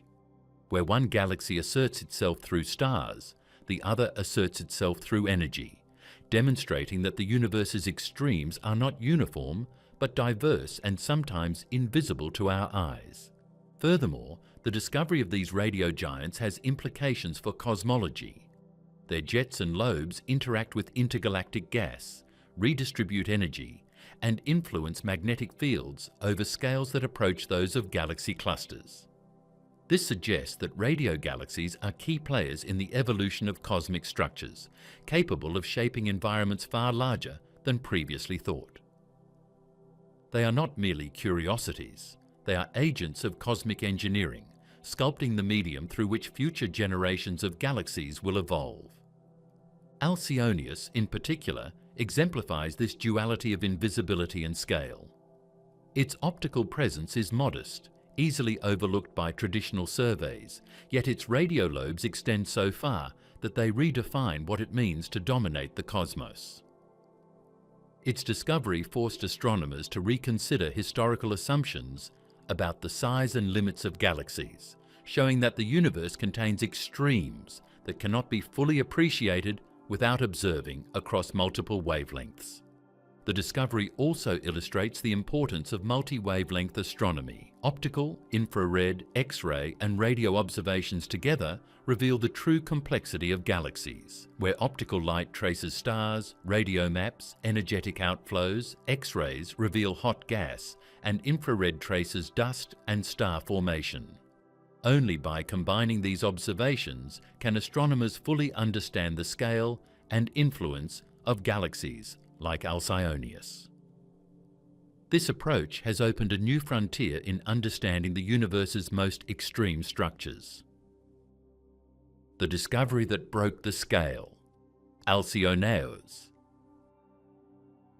Imagine thinking you've seen it all. You've stared at the glittering arms of the Milky Way, marveled at massive ellipticals like IC 1101, and believed you understood the ultimate limits of galaxy size. Then, in 2022, the universe threw a curveball.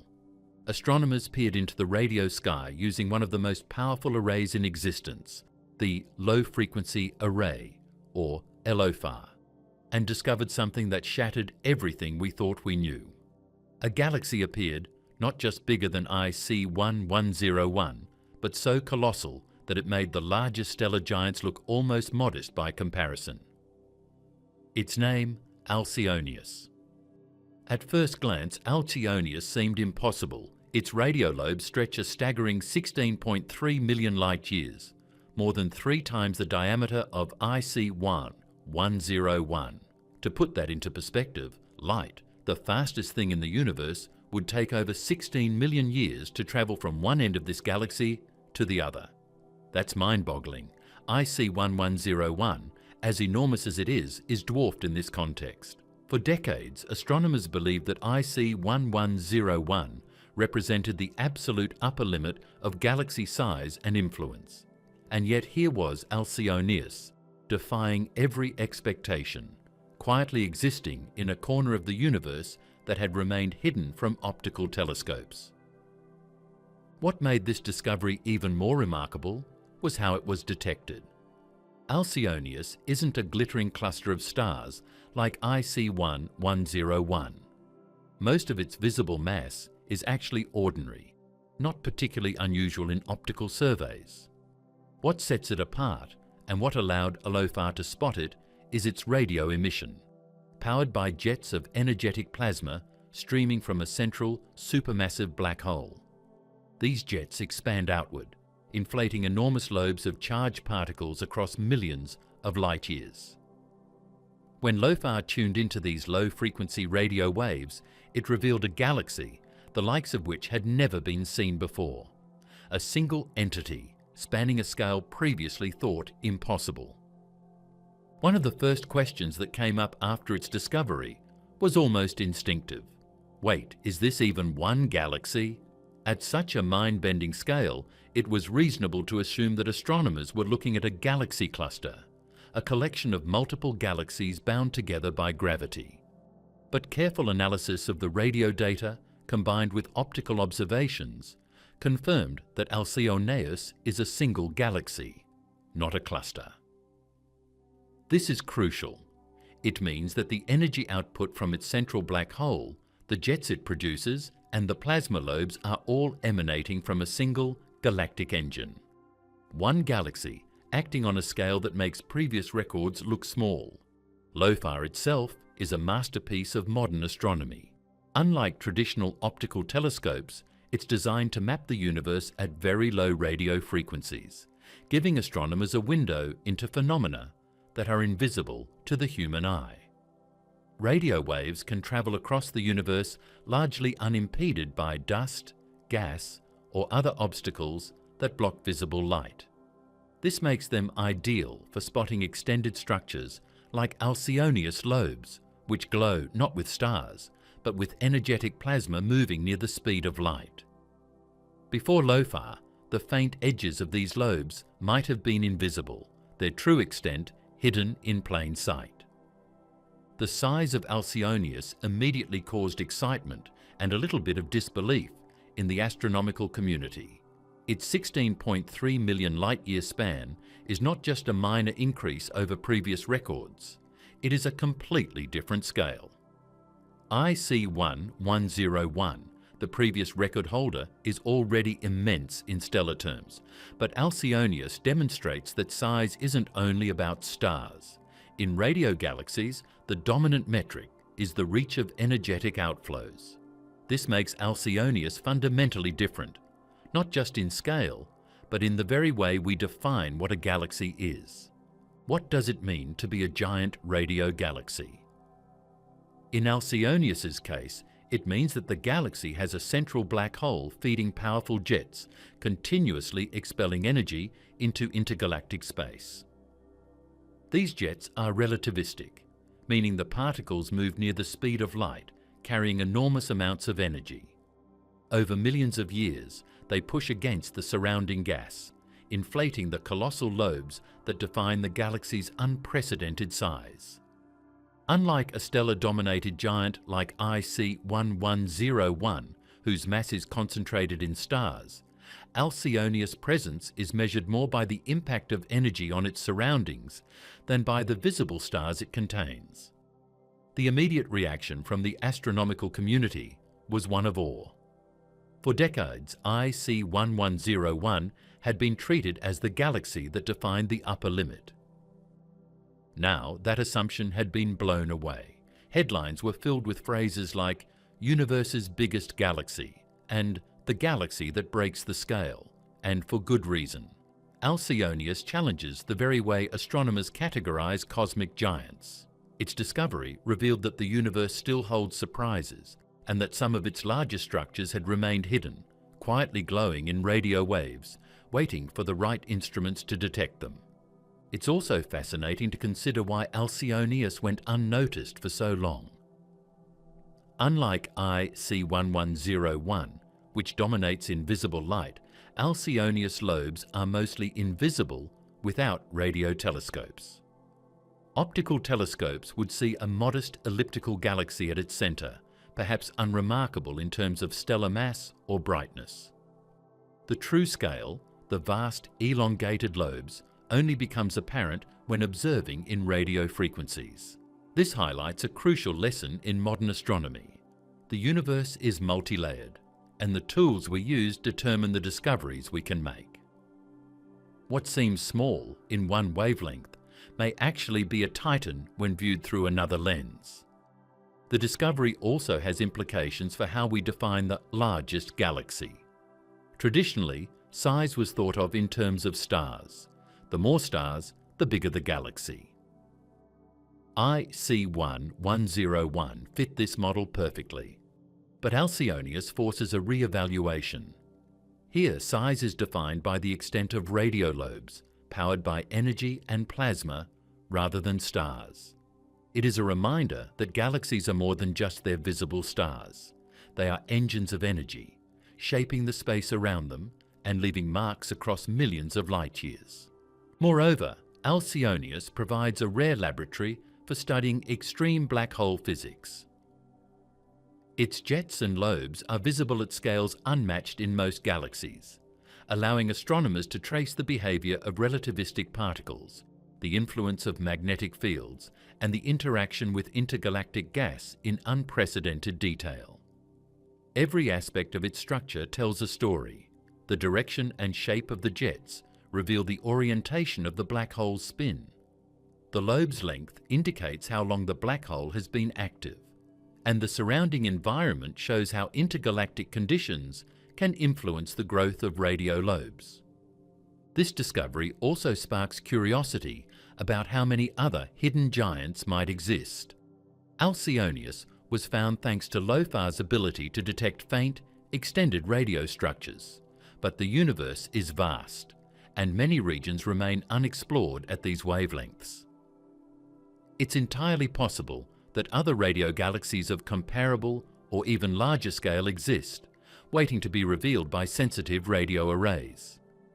In a sense, Alcionius is both a record breaker and a hint. The cosmos may be even more extreme than we imagine. In the context of galactic evolution, Alcionius is a game changer. It shows that enormous cosmic structures can form without relying on the dense clusters and repeated mergers that define supergiant stellar galaxies like IC 1101. Its growth is powered not by the accumulation of stars, but by energy output from a single central black hole pushing plasma into intergalactic space. This challenges long-standing assumptions about how large a galaxy can become, and how galaxies interact with their environments over cosmic time. How Alcionius works, its jets, interactions, and cosmic significance. Unlike IC 1101, whose dominance is built on mass and gravitational pull, Alcionius is a galaxy defined by energy. At its heart sits a supermassive black hole, quietly spinning and consuming matter. But this is no ordinary black hole. It's a cosmic powerhouse, accelerating particles to near-light speeds, launching twin jets that shoot out in opposite directions. These jets aren't just impressive. They are the engine that sculpts the galaxy's enormous radio lobes. The relativistic jets of Alcionius are the real stars of the show. Traveling at speeds close to light, they carry energy and particles across millions of light years.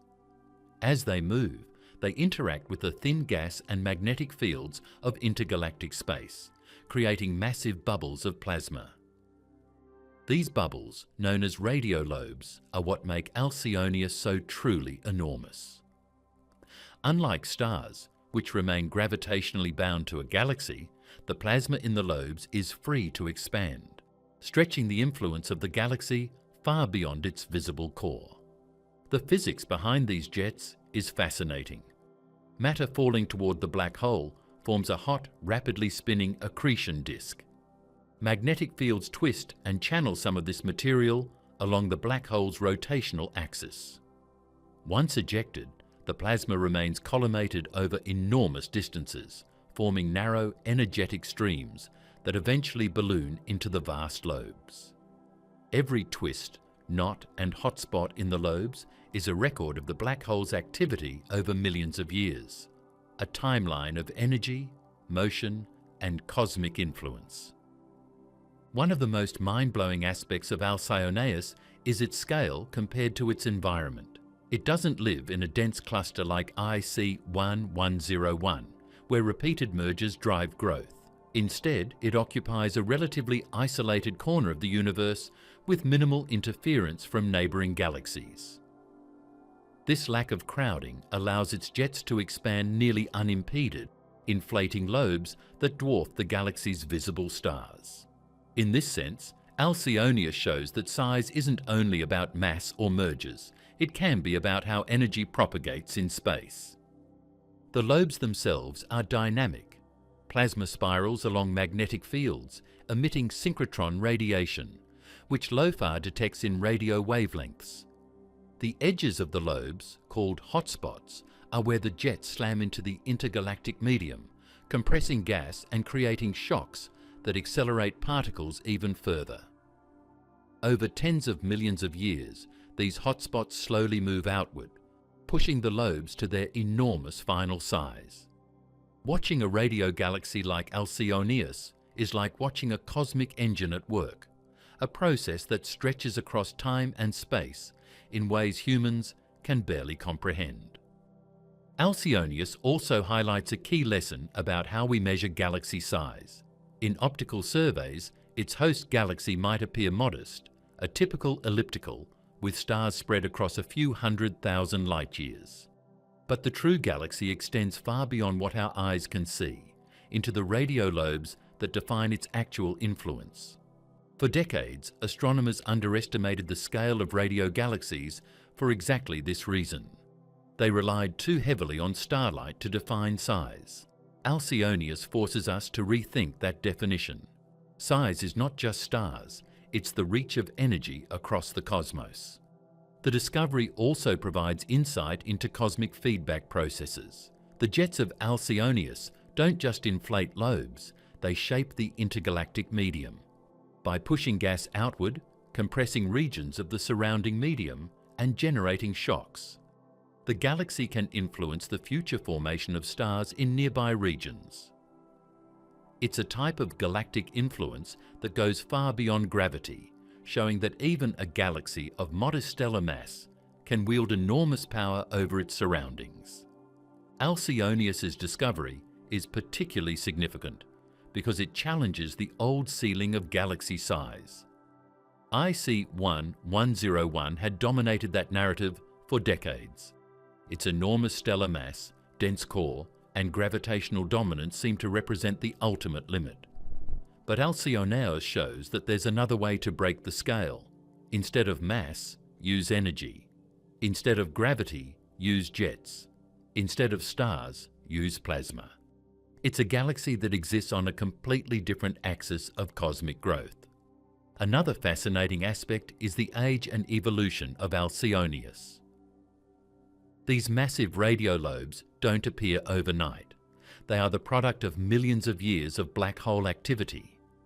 Each lobe records episodes of energy ejection, pauses in activity, and interactions with intergalactic material.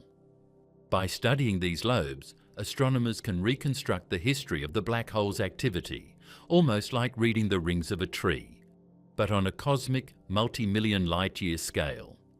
Alcionius also provides a visual and conceptual contrast to IC 1101. IC 1101 is compact, dense, and overwhelmingly dominated by stars. Its scale is immediately apparent in optical light, and its gravitational influence is immense. Alcionius, on the other hand, is sprawling, subtle in optical light, and defined more by its energy footprint than its stellar mass. This contrast is profound. It shows that the universe has more than one way to create a giant, and that extremes are relative to the type of galaxy being measured. One of the biggest surprises is just how much volume Alcionius occupies. Its lobes stretch so far that they rival small galaxy clusters in size. Yet the galaxy itself isn't particularly massive in stars. It's a reminder that size and mass are not always the same, and that a galaxy's cosmic impact can be measured in ways beyond gravity and stars. This opens a new chapter in understanding galactic influence, one where energy and space define greatness.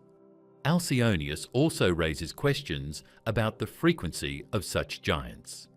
If LOFAR could detect this one, how many other massive radio galaxies exist, quietly sculpting the universe in radio wavelengths? Each discovery suggests that the universe is even more extreme than we thought, filled with giants that are invisible to optical telescopes and only revealed through careful radio observations. It's a humbling reminder that the cosmos still holds secrets at scales we are only beginning to measure. Alcionius is a bridge to the future of astronomy. Its discovery demonstrates the importance of multi-wavelength observations, combining optical, radio, X-ray, and infrared data to capture the full picture of a galaxy. It shows that our definitions of size, dominance, and cosmic significance must expand to include energy, plasma, and influence, not just stars and mass. As we explore deeper and more thoroughly, we may find even more staggering structures lurking in the radio sky. Alcionius is more than just a galaxy. It challenges assumptions, stretches our imagination, and rewrites the scale at which we think the universe operates.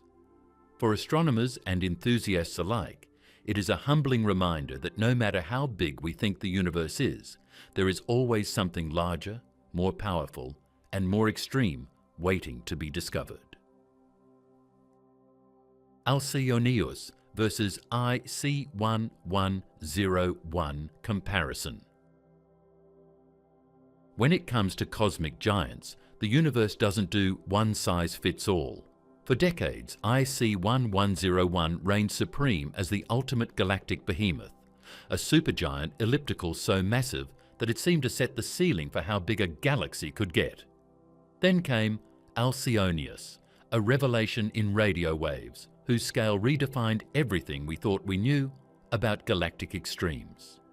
Let's start with size, the most immediate way we perceive cosmic dominance. IC1101 stretches across 5.5 million light-years, a scale so vast that if you place the Milky Way inside it, our galaxy would look like a single speck of dust. This staggering extent comes from stars. Every one of its trillions of stars contributes to a dense, gravitationally bound halo, forming a compact yet unimaginably massive system. Gravity dominates here, pulling every star into a dense core that exerts influence across millions of light-years. Alcionius, by contrast, takes a completely different approach to scale. Its 16.3 million light-year span doesn't come from stars at all. The central galaxy itself is modest, typical in stellar mass, almost unremarkable in optical light. What makes Alcionius colossal are its radio lobes, invisible in optical surveys and stretching over 3 times the diameter of IC1101. These lobes are massive bubbles of relativistic plasma, powered by jets from a supermassive black hole at the galaxy's center. In other words, Alcionius measures size not by what it contains, but by how far its energy reaches into space. Composition reveals another dramatic contrast. IC1101 is a stellar powerhouse. Its core alone contains trillions of stars packed into a dense halo. These stars orbit in a gravitational dance sculpted over billions of years, and the galaxy's light dominates everything around it. Its mass is concentrated, its gravity immense, and its presence is obvious in the optical sky. This is the classic image of a giant galaxy, where sheer stellar content defines supremacy. Alcionius tells a different story. Its central galaxy has far fewer stars, and its optical presence is modest. The true bulk of its size comes from energetic plasma extending outward into intergalactic space. The galaxy's influence isn't measured in mass or gravitational pull. It's measured in reach, energy, and impact. This plasma dominates the cosmic footprint, forming structures that extend millions of light years beyond the modest stellar center. Where IC1101 is heavy and dense, Alcionius is sprawling and energetic. Growth mechanisms illustrate the divergence even further. IC1101 grew over billions of years through galactic mergers and stellar accretion, absorbing dozens or even hundreds of smaller galaxies in its dense cluster environment. Each collision added stars, expanded the halo, and increased mass. The process is cumulative, predictable in principle, and constrained by gravitational interactions. There is a natural upper limit. As galaxies grow, tidal forces, collisions, and energy loss prevent indefinite expansion. IC1101 sits near this theoretical limit, the perfect example of a stellar-dominated growth process. Alcionius doesn't follow this path. Its growth is driven not by mergers or accreted stars, but by long-lived relativistic jets emitted from its central black hole. Over tens of millions of years, these jets push charged particles into intergalactic space, inflating radio lobes far larger than any stellar component. Instead of gravitational consolidation, Alcionius grows by energy transfer, sculpting a presence that dominates its environment in a non-traditional way. Here, growth is not about accumulation. It's about expansion, about influence over space itself, rather than mass. The environment each galaxy inhabits plays a huge role in these differences. IC 1101 lives at the heart of Able 2029, a dense galaxy cluster teeming with thousands of other galaxies. This crowded neighbourhood fuels mergers and interactions, providing a steady supply of material to build mass. The cluster environment constrains expansion in some ways, but it also offers opportunities for growth through collisions and accretion. IC 1101 thrives here, taking advantage of dense surroundings to become a gravitational powerhouse. Alcionius occupies almost the opposite setting. It exists in a low-density cosmic region, relatively isolated from other massive galaxies. This scarcity of nearby material might seem like a disadvantage, but for a radio galaxy, it's perfect. With minimal interference, its jets can expand nearly unimpeded, inflating lobes that stretch millions of light years. Its environment allows it to define its own scale without being truncated by nearby clusters or disrupted by galactic collisions. Isolation becomes an advantage, enabling unprecedented lateral growth through energy rather than mass. Another contrast lies in timescale and permanence. IC 1101 stellar mass is stable, bound by gravity. Its size and influence persist as long as its stars remain intact, gradually evolving over billions of years. Alcionius, on the other hand, is more ephemeral. Its lobes, though enormous, rely on continuous or episodic energy output from the central black hole. If the black hole's activity wanes, the lobes will slowly fade. Yet during their active phase, Alcionius exerts influence over distances that dwarf IC 1101, demonstrating that impact can outshine mass in cosmic importance. When you compare the two side by side, the contrast is staggering. IC 1101 is a stellar colossus, concentrated, gravitationally dominant, and built on mergers. Alcionius is a cosmic balloon of energy, sprawling, low in stellar mass, and built on relativistic jets and plasma expansion. One shows us what the universe can do when mass accumulates. The other shows us what it can do when energy propagates. Both are giants, but in entirely different ways. Even observationally, the two present striking differences. IC 1101 dominates invisible and infrared light. Point your optical telescope at it and the galaxy shines, its mass evident in stars and compact structure. Alcionius is almost invisible in optical surveys. Its grandeur only becomes apparent when observed in radio frequencies, where LOFAR and similar arrays reveal the full extent of its lobes. This makes Alcionius a hidden giant, a reminder that the universe has layers invisible to human eyes, waiting for the right technology to uncover them. Size comparison is also mind-blowing in practical terms. Imagine laying the Milky Way inside each galaxy. In IC 1101, thousands of Milky Ways could fit inside its stellar halo. In Alcionius, not only could IC 1101 fit inside, it would seem like a small island surrounded by an ocean of radio lobes stretching millions of light years in every direction. The difference is not just magnitude, it's conceptual.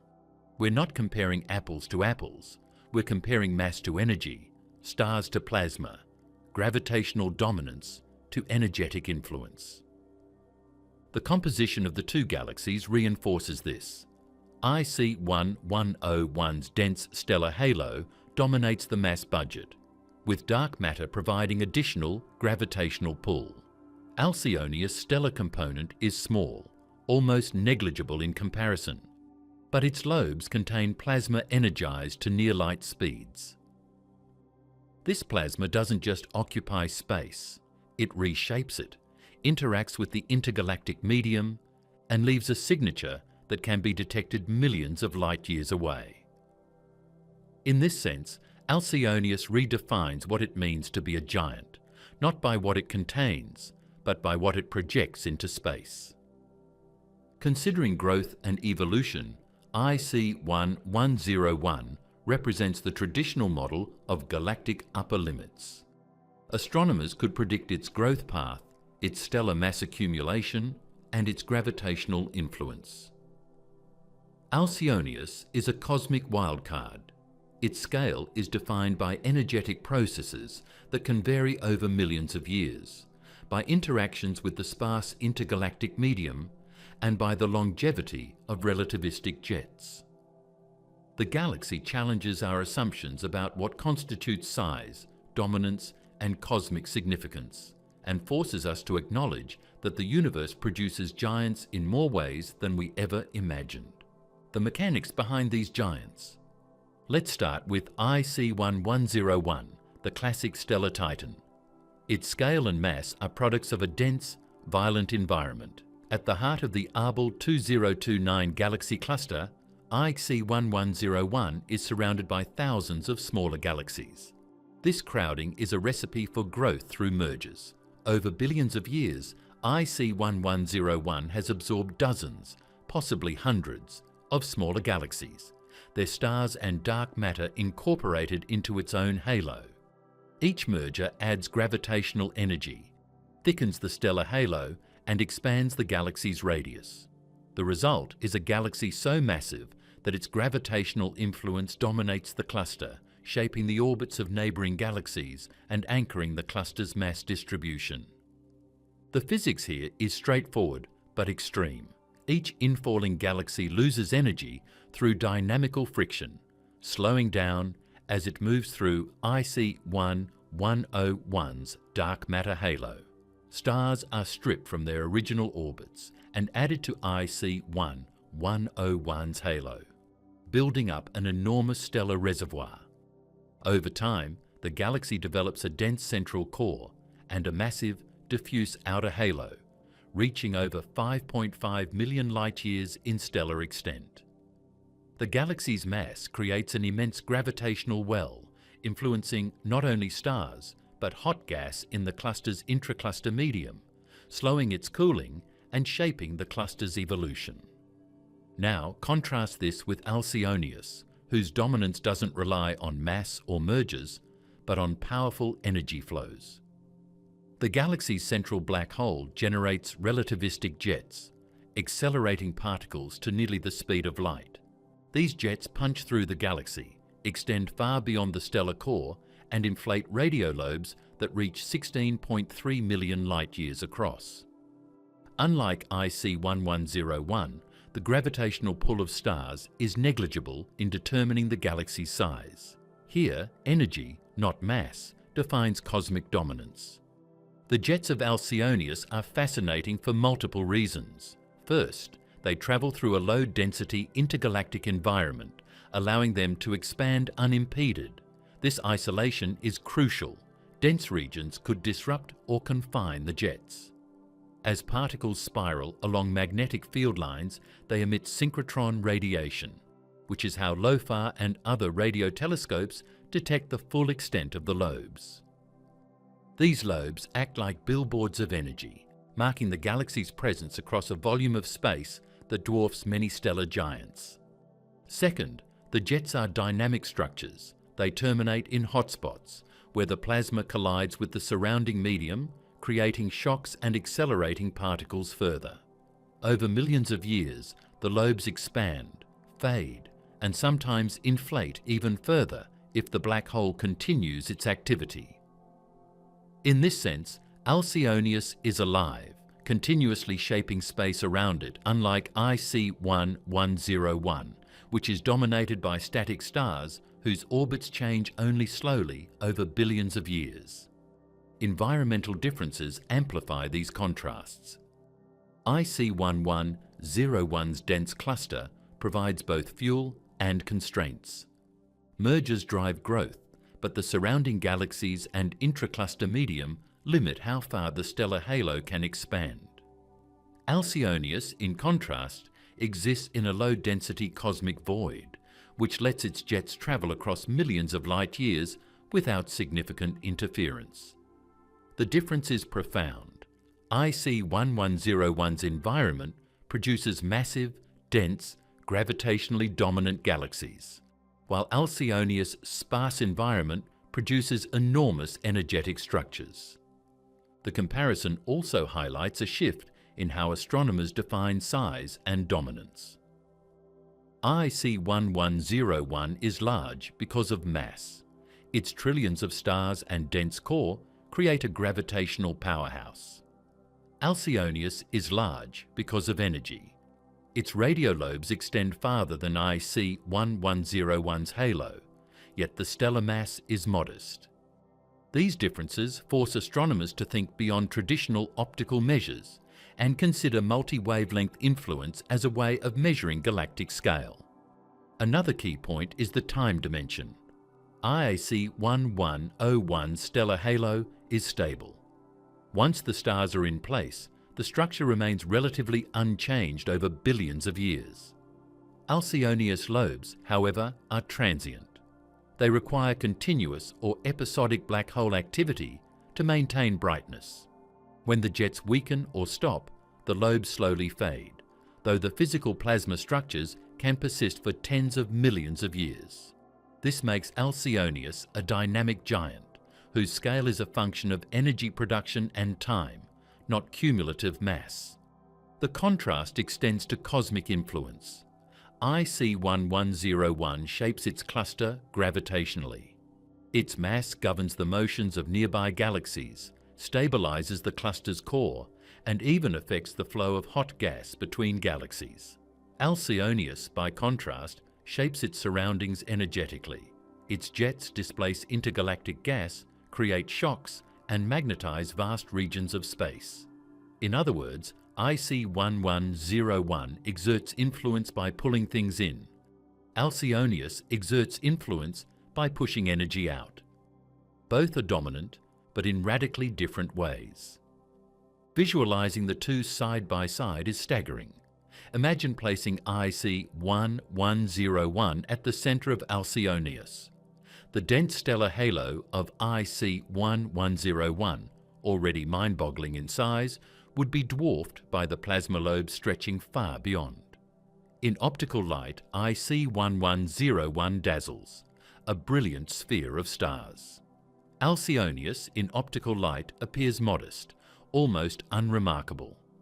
But in radio waves, it becomes a universe-spanning titan, its lobes painting invisible highways of energy across millions of light years.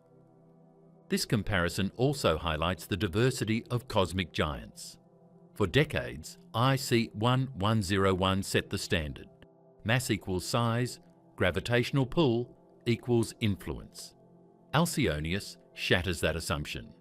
It proves that size, scale, and dominance can manifest in multiple ways, depending on composition, environment, and internal processes. Gravity and mass dominate one extreme, energy and jets dominate the other. Both extremes coexist in the universe, showing that cosmic extremes are not uniform, but multi-dimensional. IC 1101 was easy to identify through optical surveys. Its stars shine brightly. Alcionius required LOFAR, a cutting-edge radio telescope array, to reveal its full scale. This tells us that there may be many more hidden giants, invisible in optical light, lurking in the universe. The cosmic landscape is more varied, more extreme, and more surprising than we ever imagined. IC 1101 and Alcionius represent two fundamentally different approaches to being a giant. One grows by accumulating mass, dominating gravitationally. The other grows by extending energy, dominating spatially across vast intergalactic distances. Both are extremes, both challenge our understanding, and both remind us that the universe has more than one way to break the scale. When you step back and look at the big picture, the contrast is beautiful. IC 1101 is the ultimate stellar aggregation, dense, bright, and gravitationally commanding. Alcionius is the ultimate energetic expander, sprawling, subtle, and a master of influence through power rather than mass. Together, they illustrate that cosmic giants. Why Alcionius doesn't replace IC 1101, it redefines the record. When Alcionius burst into the scientific spotlight, the headlines were instant: the universe's biggest galaxy discovered. At first glance it seemed simple, bigger than IC 1101, therefore the new record holder. But the reality is far more nuanced. Alcionius doesn't replace IC 1101. It simply measures galactic greatness in a different way, revealing that size depends on what you're actually measuring. IC 1101 remains the largest stellar galaxy ever confirmed, a title that isn't in dispute. Its dominance comes from stars, trillions of them, packed into a dense, supergiant elliptical that spans over 5.5 million light-years. Every observation of IC 1101 reinforces the fact that in terms of stellar mass, gravitational influence, and density, it is unmatched. Its core dominates the Abell 2029 cluster, anchoring thousands of neighbouring galaxies with sheer mass. It is a galaxy built through accretion and repeated mergers, a cumulative structure that illustrates the traditional path to cosmic size. Gather stars, grow mass, build gravity. Alcionius, by contrast, redefines what we mean by size in a completely different sense. Its 16.3 million light-year span comes not from stars, but from radiolobes of plasma inflated by jets from its central supermassive black hole. The optical galaxy at the centre is modest, unremarkable by stellar mass standards, yet the radiolobes stretch farther than anything previously recorded. Here, size is measured by physical extent rather than gravitational mass. Astronomers now refer to Alcionius as the largest galaxy by total physical extent, a record that coexists alongside IC 1101's claim as the largest stellar galaxy. The distinction lies in measurement categories. IC 1101's record is stellar-focused. The galaxy dominates by mass, number of stars, and gravitational footprint. Alcionius's record is energetic and spatial. The galaxy dominates by the reach of its relativistic jets and the volume of space it influences. Both are valid records, but they operate on entirely different axes of giantness. One measures material accumulation, the other measures impact across space. This distinction is important because it prevents confusion. Early reactions to Alcionius often misrepresented the discovery as bigger than IC 1101 period, which isn't accurate. IC 1101 remains the most massive stellar system, while Alcionius represents a different type of extreme. To understand why, we have to look at how each galaxy interacts with its environment. IC 1101 is gravitationally dominant, meaning its mass governs orbits, cluster structure, and even the flow of hot gas in Abell 2029. Its growth was fueled by mergers and accretion, processes that directly increase stellar count and mass. Alcionius operates differently. Its influence is not gravitational in the same sense. The galaxy is located in a low-density cosmic environment, which allows its jets to expand across millions of light-years without interference. These jets carry relativistic plasma far beyond the optical galaxy, inflating lobes that dominate the galaxy's total extent. In terms of physical reach, Alcionius surpasses IC 1101, but the gravitational weight of IC 1101 remains unmatched. Astronomers now use category-based superlatives to describe these extremes. Instead of claiming a single largest galaxy, they specify IC 1101 is the largest by stellar mass. Alcionius is the largest by physical extent.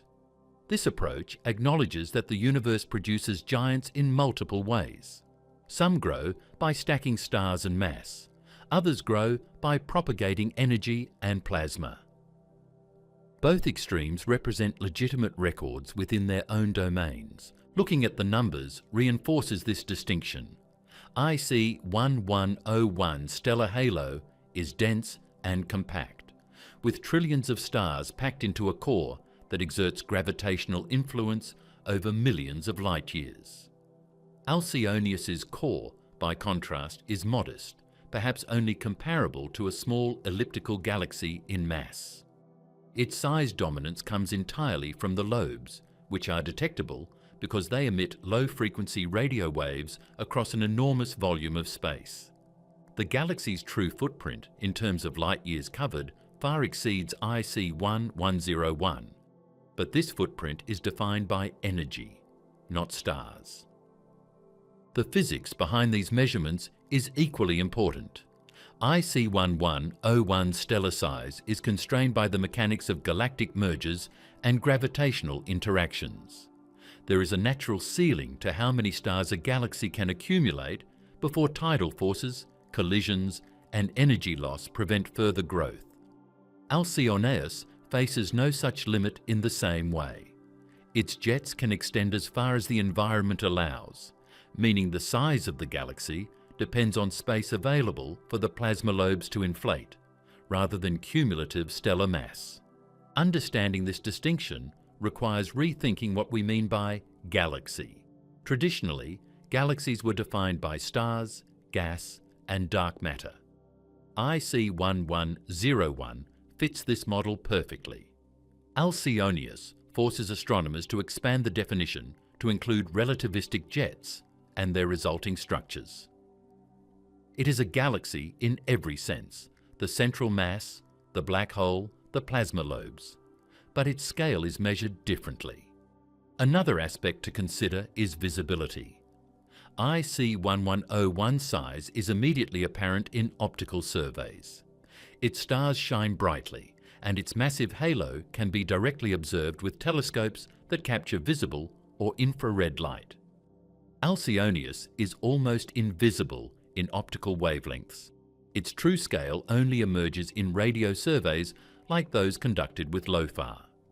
This further emphasizes why IC 1101's record remains intact. By traditional optical standards, where stars are the measure, IC 1101 dominates. Alcionius exists largely in a spectrum that humans cannot see, reminding us that different instruments reveal different extremes. Both galaxies also illuminate different evolutionary paths. IC 1101 represents the ultimate outcome of cluster-driven stellar accumulation. Alcionius represents the ultimate outcome of energy-driven spatial expansion. One grows slowly over billions of years by pulling in stars. The other grows through powerful jets, influencing regions far beyond the stellar component. In this way, they are complementary, not competitive. Each defines a limit within its own evolutionary framework. Scientific clarity is critical in discussions about these galaxies. Using broad terms like largest without context leads to misunderstandings. Alcionius' discovery prompted astronomers to adopt precise language: largest stellar galaxy versus largest galaxy by extent. This distinction ensures that records are valid and reflect the underlying physics, rather than relying on a one-size-fits-all measurement. The environment of each galaxy reinforces why separate records make sense. IC 1101's dense cluster environment funnels material into the galaxy, facilitating mergers and growth in mass. The surrounding galaxies are close enough that gravitational influence dominates. Alcionius's low-density surroundings allow jets to expand freely, inflating lobes that define the galaxy's physical extent.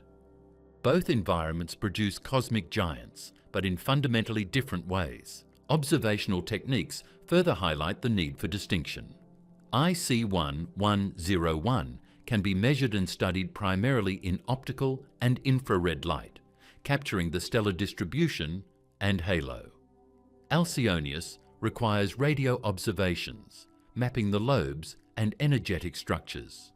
A galaxy invisible in optical light can still hold a record in terms of physical extent, demonstrating that size isn't a single measurement, but a category-dependent property.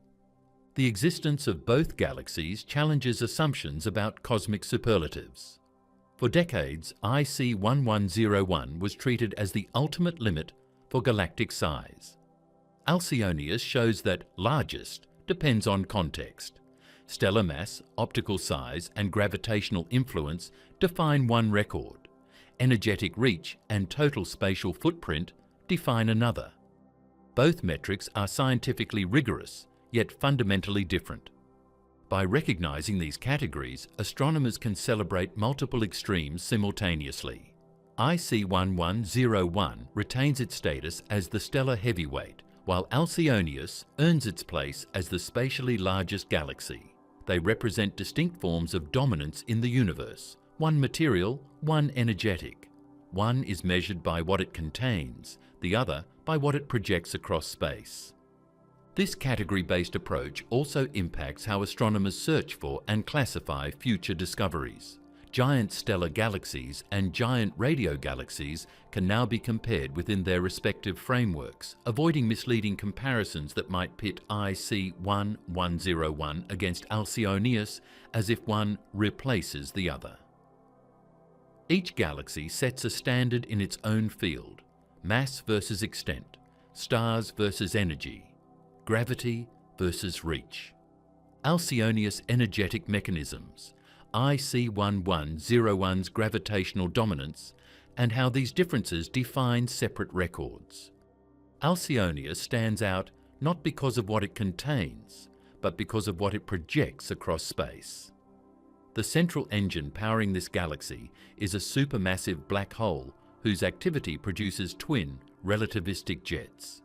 These jets are streams of charged particles accelerated to nearly the speed of light, spiraling along magnetic fields and injecting energy far beyond the stellar core. Over millions of years, the jets inflate enormous radio lobes, the structures that define the galaxy's physical footprint. The size of Alcionius is essentially the reach of these lobes, making it a galaxy whose presence is defined by energetic output rather than mass. The mechanics of the jets themselves are extraordinary. Matter falling toward the black hole forms a dense, spinning accretion disk. Magnetic fields, twisted and amplified by the rotation of the black hole and disk, funnel a fraction of this matter along the rotational axis. As particles are ejected, they retain enormous momentum and energy, traveling millions of light years before interacting with the intergalactic medium.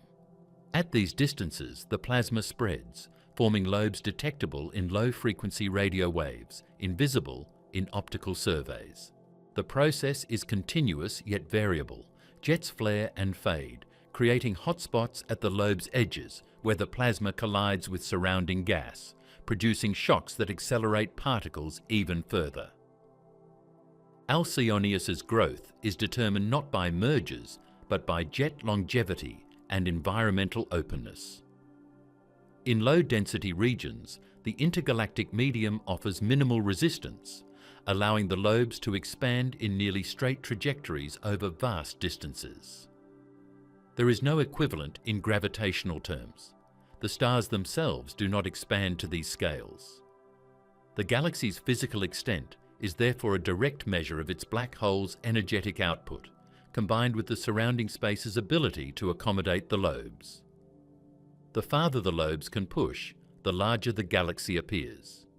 Meanwhile, IC 1101's dominance operates on entirely different principles.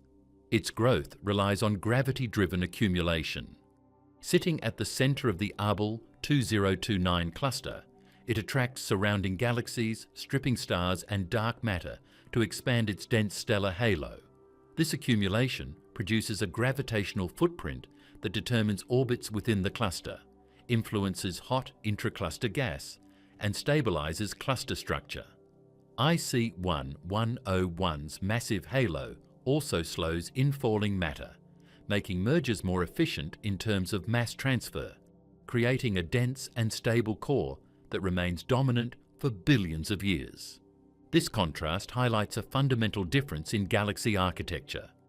IC1101's halo is materially dense, with gravity binding everything together. Alcionius lobes are energetically vast, with plasma far less dense than stars, expanding because energy overcomes gravitational constraints. One dominates through concentration of mass, the other through dispersion of energy. Both scales are extreme, but neither is measured by the same standard, which is why Alcionius doesn't replace IC1101. The dynamics of Alcionius's lobes also reveal how a galaxy can influence space in ways IC1101 cannot. As jets move through the intergalactic medium, they displace gas, compress regions of low-density plasma, and create magnetic structures across millions of light-years. These interactions can affect star formation in surrounding areas by altering gas densities and temperatures. IC1101, despite its enormous mass, cannot exert this kind of influence beyond its gravitational reach.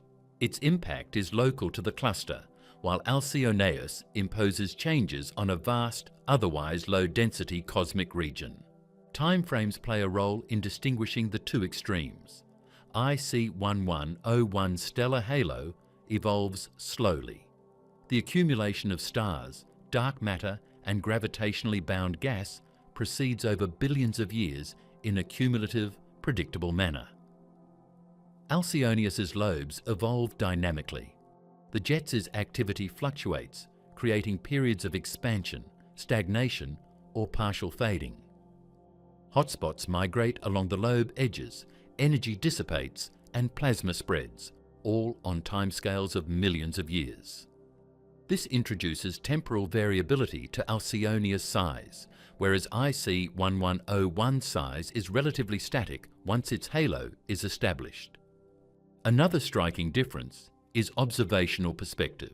IC1101 dominates invisible and infrared wavelengths. Its stars shine across the cluster, making the galaxy immediately apparent in optical telescopes. Alcionius requires radio detection to appreciate its scale fully.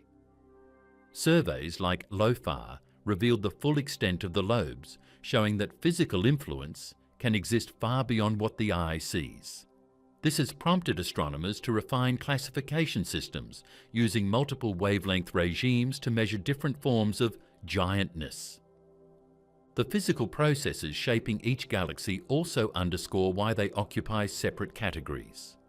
IC1101's mergers increase stellar density, producing a dense gravitational core. Its evolution is constrained by tidal forces, energy dissipation during collisions, and the availability of galaxies to merge. Alcionius's jets, however, expand into the intergalactic void, free from such constraints. The size is not limited by mass, collisions, or gravitational interactions with nearby galaxies. It is limited only by the reach of the jets and the surrounding medium's resistance. Comparing their energy budgets adds another layer of distinction. IC1101's total mass and gravitational energy are immense. The star's combined kinetic and potential energy dominates the cluster, influencing orbits over millions of light-years. Alcionius's lobes carry kinetic energy from relativistic particles, orders of magnitude smaller in mass, but travelling at velocities near light speed. The energy is concentrated in motion rather than mass, producing volumes of influence far exceeding stellar dimensions. These differences explain why astronomers now use category-based records. IC1101 is measured in terms of stellar mass and gravitational dominance, which is quantifiable through optical surveys and cluster dynamics. Alcionius is measured in terms of total physical extent, which requires radio observations and modelling of jet behaviour. Both are extremes, but they are extremes in separate domains. Even the cosmic footprint tells a story. IC1101 governs local cluster dynamics, pulling in stars, shaping galaxy orbits, and anchoring hot gas. Alcionius extends influence over vast, low-density regions where gravitational control is minimal. The lobe's reach creates structures visible across millions of light-years in radio, marking a galaxy whose scale is defined by energy propagation rather than gravitational consolidation. The differences extend to potential growth limitations. IC 1101 size is bounded by the availability of material to merge and the physics of tidal interactions. Alcionius's size is limited by jet power and the environment's density. A denser intergalactic medium could slow expansion. A weaker central engine could reduce lobe inflation. In other words, the mechanisms defining largest are fundamentally different for each galaxy. Multi-wavelength astronomy is crucial for this distinction. Observing IC 1101 in optical or infrared reveals the massive stellar halo. Observing Alcionius in radio exposes lobes invisible to optical surveys. Without considering these different regimes, one might incorrectly assume that Alcionius replaces IC 1101. The reality is that the galaxies define two separate records, each valid in its observational and physical context. The physics of energy distribution versus mass distribution is also noteworthy. IC 1101's mass dominates gravitational interactions and local cluster stability. Alcionius energy dominates spatial influence, shaping plasma and magnetic fields across previously empty space. One is dense and static, the other is diffuse and dynamic. Both are cosmic giants, yet their dominance operates on completely separate principles. Why Alcionius should not exist under old models. Alcionius arrived on the scene like a cosmic rebel. By conventional understanding, a galaxy like this shouldn't exist. Its size, measured by the radio lobes, is over 16 million light-years, far surpassing anything previously thought possible. Under old models of galaxy formation and growth, the numbers don't add up. One of the first challenges comes from the lifespan of relativistic jets. Jets are streams of plasma launched from supermassive black holes at near light speed. They carry enormous energy, but this energy spreads over distance. Traditional calculations suggested that such jets should fade long before reaching the scales observed in Alcionius. The surrounding medium was assumed to slow the plasma, dissipating energy and limiting lobe size to far less than 16 million light-years. Yet Alcionius's lobes are not just visible, they're coherent, well-structured, and extend 3 times farther than the largest known stellar halos. The jets appear active, or at least maintained, over tens of millions of years, violating assumptions about jet longevity and energy decay. Energy dissipation is another major factor. In previous models, as relativistic particles move through space, they lose energy through radiation and interactions with intergalactic gas.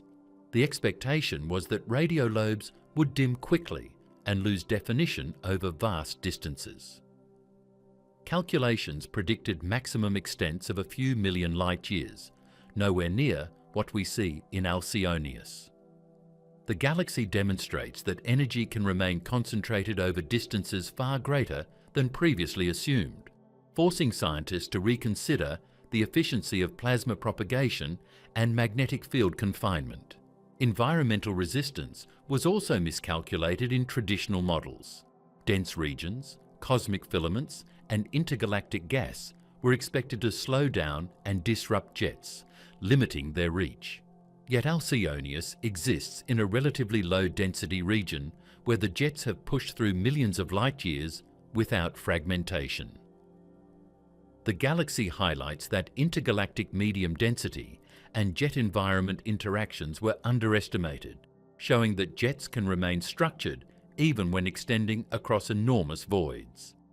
This challenges the assumption that size is inherently restricted by environmental forces. The mass of the central black hole is another puzzle. Classic models suggested that only extremely massive black holes could produce jets powerful enough to inflate such enormous lobes. Estimates of Alcionius's black hole mass indicate it is not unusually extreme compared to other radio galaxies.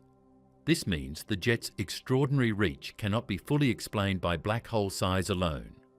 Instead, the galaxy demonstrates that jet power and lobe inflation can achieve unprecedented scales even without record-breaking central engines. IC 1101 provides a clear contrast. Its size, stellar mass and cluster environment all align perfectly with predictions from classical models.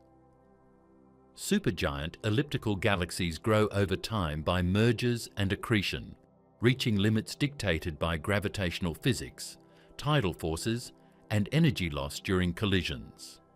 IC 1101 sits at the upper bound of these models, dense, massive, and stable. Every measurement fits expectations. Alcionius, on the other hand, breaks the rules. Its total extent cannot be accounted for by mass accumulation, gravitational pull, or standard jet models. The jets remain coherent across distances older calculations suggested were impossible. Energy dissipation appears slower than predicted. Environmental drag is minimal. The black hole, while large, is not extreme enough to account for lobe size under conventional models. All of this violates assumptions about the natural limits of galaxy size and energetic reach. This discrepancy forced astronomers to rethink old assumptions about what a galaxy could do. It isn't just bigger than expected, it operates in a regime that theoretical physics did not predict.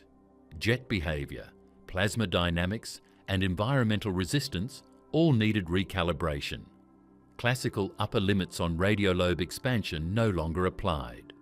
What once seemed impossible suddenly became reality. Even the timing of energy input is surprising. Alcionius's lobes require sustained or intermittent activity over millions of years to maintain their structure. Under old models, jets were thought to lose momentum too quickly, dispersing before forming coherent lobes of this size. The galaxy demonstrates that relativistic plasma can maintain direction, density, and radiation far longer than previously understood, upending predictions about the lifespan of energetic structures. Magnetic fields also play a role in sustaining the lobes. Traditional models underestimated the ability of magnetic confinement to guide plasma over vast distances. In Alcionius, the jets appear to retain alignment across millions of light years, showing that magnetic stability and plasma dynamics were more robust than expected, providing pathways for energy to propagate far beyond classical limits. Alcionius's location amplifies the disruption to models. Previous studies suggested that such colossal structures could only exist in dense clusters, where abundant material could feed and stabilize growth. Yet this galaxy thrives in a low-density cosmic environment, where there is far less material to constrain or shape its expansion. Its enormous lobes indicate that environmental isolation can actually enable extreme growth, directly contradicting assumptions that dense clusters are necessary for galaxy-scale structures. Alcionius pushes the boundaries of what scientists believe possible in galaxy physics. One of the most striking challenges is how its jets maintain power over enormous distances. In conventional models, relativistic jets were thought to lose energy quickly as particles radiate and interact with the intergalactic medium. Magnetic fields were assumed to weaken over tens of thousands of light years, and radiation losses were expected to disperse the plasma. But Alcionius shows jets extending over 16 million light years, perfectly coherent, revealing that these processes were far more efficient than expected. The stability of these jets also breaks old assumptions about directional alignment. Traditional models suggested that over millions of years, jets would wobble, precess, or fragment due to gravitational interactions or turbulence in the surrounding medium. Alcionius's lobes remain straight, symmetric, and clearly connected to the central galaxy. The plasma maintains collimation over unprecedented distances, defying expectations about the behavior of relativistic particles traveling through vast, sparsely populated regions of space. Energy supply is another puzzle. The black hole at the center of Alcionius is large, but not extraordinary, certainly not enough to produce jets of this scale under classical assumptions. Previous models linked lobe size directly to black hole mass and accretion rate, predicting maximum jet lengths based on energy output. Yet Alcionius demonstrates that even a moderately sized supermassive black hole can produce structures 3 times the size of IC 110, one stellar halo. This suggests that jet propagation efficiency, environmental conditions, and plasma dynamics play far more critical roles than central mass alone. The surrounding environment amplifies the discrepancy. Most models assumed that extremely large radio galaxies would form in dense regions, where surrounding gas and gravitational interactions stabilize jet structures. Alcionius exists in a low-density cosmic region, meaning there is minimal resistance, yet classical physics predicted that low-density environments would fail to contain or guide jets effectively. Instead, the plasma travels in almost perfect channels, stretching across intergalactic voids without losing coherence, showing that environmental resistance was overestimated in older models. The energy density of the jets also contradicts expectations. Particles in the lobes move near light speed, producing synchrotron radiation detectable in radio wavelengths. Classical physics assumed that such energetic particles would cool quickly, emitting radiation that saps energy from the jets. In Alcionius, the lobes remain bright and structured, suggesting that cooling mechanisms are far slower or more complex than previously believed, and that magnetic fields or plasma turbulence may help retain energy over tens of millions of light years. Jet lifespan is another factor that challenges old models. Conventional calculations suggested that jets could only remain active and coherent for tens of millions of years before energy losses or environmental interactions caused fading. Alcionius's lobes indicate either much longer lifespans or episodic reactivation, with the black hole intermittently supplying energy to maintain structure. Either scenario violates the assumption that relativistic jets are inherently short-lived, forcing a re-evaluation of timescales for radio galaxy evolution. Alcionius also shows that total physical extent is not necessarily tied to mass. Its core contains a modest stellar population, far smaller than IC 1101's dense halo, yet the galaxy's lobes extend farther than anything else observed. This disproves previous assumptions that extreme galactic size must correlate with gravitational dominance or total stellar mass. Instead, energy-driven processes can create cosmic giants without accumulating mass. The mechanism of plasma confinement is another area where old models fall short. Classical theory suggested that plasma traveling millions of light years would disperse unless constrained by dense magnetic fields or surrounding gas. Observations of Alcionius indicate that magnetic fields are aligned and stable enough to channel plasma across millions of light years, creating lobes far larger than predicted. This reveals gaps in understanding how magnetic topology and intergalactic medium properties interact with relativistic jets. Shock structures at the lobe edges further defy expectations. Traditional models assumed that intergalactic interactions would quickly disrupt or flatten these structures. Alcionius's lobes have well-defined hotspots and termination shocks, suggesting that jets retain enough energy to create localized compression even in low-density regions. The jet's ability to sustain such structures implies that particle acceleration continues over vast distances, a process not fully captured in classical simulations. The contrast with IC 1101 emphasizes how extreme Alcionius is under old models. IC1101's growth is predictable. Mergers, accretion, and gravitational interactions dominate. Its size, density, and mass fall within expected ranges. Alcionius operates on completely different physics: jets, plasma dynamics, and energy propagation, rather than mergers or accumulated mass, define its scale. Classical galaxy models did not account for a galaxy whose influence comes almost entirely from energetic outflows, rather than stars or dark matter. The combination of jet efficiency, environmental openness, plasma stability, and energy retention demonstrates that our theoretical ceilings were too low. Alcionius violates each limit previously assumed: distance, energy dissipation, environmental interaction, and central black hole dependence. These violations collectively show that our understanding of maximum galaxy scale was incomplete, and that radio galaxies can exist at scales once considered impossible.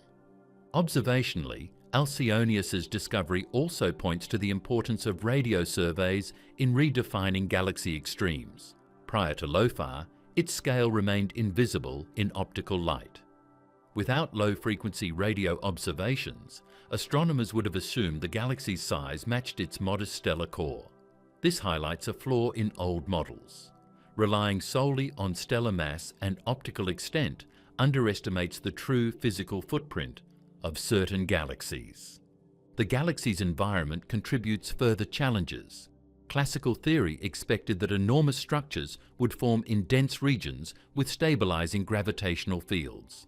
Alcionius occupies a low-density void, yet its lobes extend further than expected without destabilization. This shows that density thresholds for structure formation were miscalculated, and that galaxies can create extreme features in environments previously thought unsuitable for such development. Even the geometry of Alcionius's lobes challenges assumptions. Classical models predicted irregularity at extreme scales due to turbulence and intergalactic interactions. Observations show straight, coherent, symmetric lobes extending from the central galaxy with remarkable alignment. This implies that jets can remain stable over distances vastly longer than previously assumed, a direct violation of predicted limitations on relativistic plasma dynamics. How Alcionius grew larger than any stellar giant. Alcionius is a galaxy unlike anything astronomers had ever seen before. Its sheer scale is staggering, over 16 million light-years across, far surpassing the largest known stellar giants like IC1101. What makes this galaxy remarkable isn't the number of stars it contains, it's that its physical extent comes from the power of energetic jets, stretching across space on a scale that would seem impossible if you relied only on the physics of traditional galaxy growth. The first factor that allowed Alcionius to achieve this is persistent jet activity over hundreds of millions of years. At the center of the galaxy sits a supermassive black hole surrounded by an accretion disk of infalling matter. As material spirals into the black hole, a fraction of it is redirected along magnetic field lines and launched into space at nearly the speed of light. These relativistic jets carry enormous energy and momentum. Unlike typical jets observed in smaller radio galaxies, Alcionius's jets have remained active for extraordinarily long periods, continuously supplying energy to the surrounding plasma. This sustained activity allowed the lobes to inflate gradually over time, creating structures that extend millions of light years. Most jets are thought to lose coherence as they move across space. The plasma interacts with gas in the intergalactic medium, magnetic fields weaken, and radiation slowly saps energy from the particles. In classical models, this limits the reach of jets to a few million light-years at most. Alcionius challenges these assumptions. Its jets have retained alignment and density, indicating that energy loss over time was much lower than predicted, allowing the lobes to grow far larger than any previously observed. This persistent jet activity is a key reason why its scale dwarfs even IC1101, which grows primarily by accumulating stars and merging with other galaxies. Another crucial factor is stable magnetic confinement. Jets are not simply streams of matter, they are guided by magnetic fields that shape and contain the plasma. In Alcionius, these fields appear unusually stable, preventing the plasma from dispersing even as it travels over tens of millions of light years. Magnetic confinement ensures that the jets remain coherent, channeling energy along specific paths and inflating the radio lobes evenly on either side of the galaxy. Without such magnetic control, the jets would fizzle out long before achieving these scales. The stability of these fields suggests a balance between the galaxy's internal dynamics and the surrounding intergalactic environment that classical models did not predict. Environmental drag, or resistance from intergalactic gas and cosmic structures, is typically a limiting factor for jet expansion. Most radio galaxies exist in regions where surrounding gas slows the plasma, causing lobes to disperse or lose shape. Alcionius occupies a low-density cosmic environment, which drastically reduces drag. The jets encounter minimal resistance as they push through space, allowing the plasma to travel farther and maintain alignment. This contrasts sharply with galaxies in denser clusters, like IC1101, where high gravitational interactions and intracluster gas limit the spread of energetic outflows. In Alcionius, the environment itself became an enabler for extreme growth. Cosmic filament alignment may have also played a role in Alcionius's extraordinary expansion. Large-scale structures in the universe, including filaments of dark matter and gas, provide paths of lower resistance for jets to travel along. Evidence suggests that Alcionius's jets are aligned with such a filament, giving the plasma a relatively unobstructed corridor through space. This allowed the lobes to stretch farther than any other galaxy, in a way that gravitational accumulation alone could never achieve. Filament alignment essentially acted as a cosmic guide, enhancing the efficiency of jet propagation. The combination of persistent energy input, magnetic stability, minimal drag, and filament alignment created a mechanism that no stellar giant could replicate. IC1101, for example, reached its size through mergers and accretion, gradually accumulating stars and dark matter. Growth depended on available material, gravitational interactions, and time. Stellar systems face strict limits. Tidal forces, collisions, and energy loss prevent galaxies from expanding indefinitely. No matter how massive the black hole or how many smaller galaxies are consumed, a stellar giant like IC1101 cannot create structures that extend millions of light years beyond its gravitational halo. Jets, on the other hand, operate under different physics. Relativistic particles travel at near light speed, unaffected by the mass accumulation limits that constrain stellar growth. The energy can inflate space itself, creating radio lobes whose size depends on time, jet power, and environment, rather than accumulated mass. This means Alcionius could extend far beyond the natural ceiling for a stellar galaxy, inflating a footprint 3 times larger than IC1101, while its central stellar core remained relatively modest. Another factor is jet coherence over time. Classical models assumed that jets would wobble or fragment due to gravitational interactions or turbulence in the intergalactic medium. Alcionius jets defy this assumption, maintaining straight, symmetrical paths for millions of light years. Plasma at these scales behaves differently than predicted. Turbulence is minimal, and energy injection from the black hole is sufficient to maintain collimation. Stable jets allowed the lobes to grow consistently on both sides of the galaxy, creating a scale that dwarfs even the densest stellar halo in the universe. The physical efficiency of plasma expansion is another remarkable feature. In Alcionius, energy from the jets converts into lobe inflation extremely efficiently. Plasma pressure, magnetic confinement, and intergalactic conditions all combine to produce maximal expansion. Classical models assumed losses from synchrotron radiation, adiabatic cooling, and interactions with cosmic gas would limit growth. Alcionius demonstrates that these losses are not as restrictive as once thought. Over hundreds of millions of years, the energy distribution allows the lobes to maintain structure, density, and visibility across unprecedented distances. Alcionius also illustrates the importance of scale independence. While IC1101 depends on gravitational accumulation and local cluster density, Alcionius growth is largely independent of these factors. Its size is dictated by jet mechanics and environmental openness rather than stellar mergers. This shows that physical mechanisms beyond mass accumulation can create galaxies of extreme extent, highlighting a different dimension of cosmic scale that classical stellar-based models did not account for. The interaction between the jets and surrounding space also creates secondary structures that contribute to the galaxy's extreme size. As the plasma moves outward, it displaces gas, creates shocks, and generates magnetic turbulence at the lobe edges.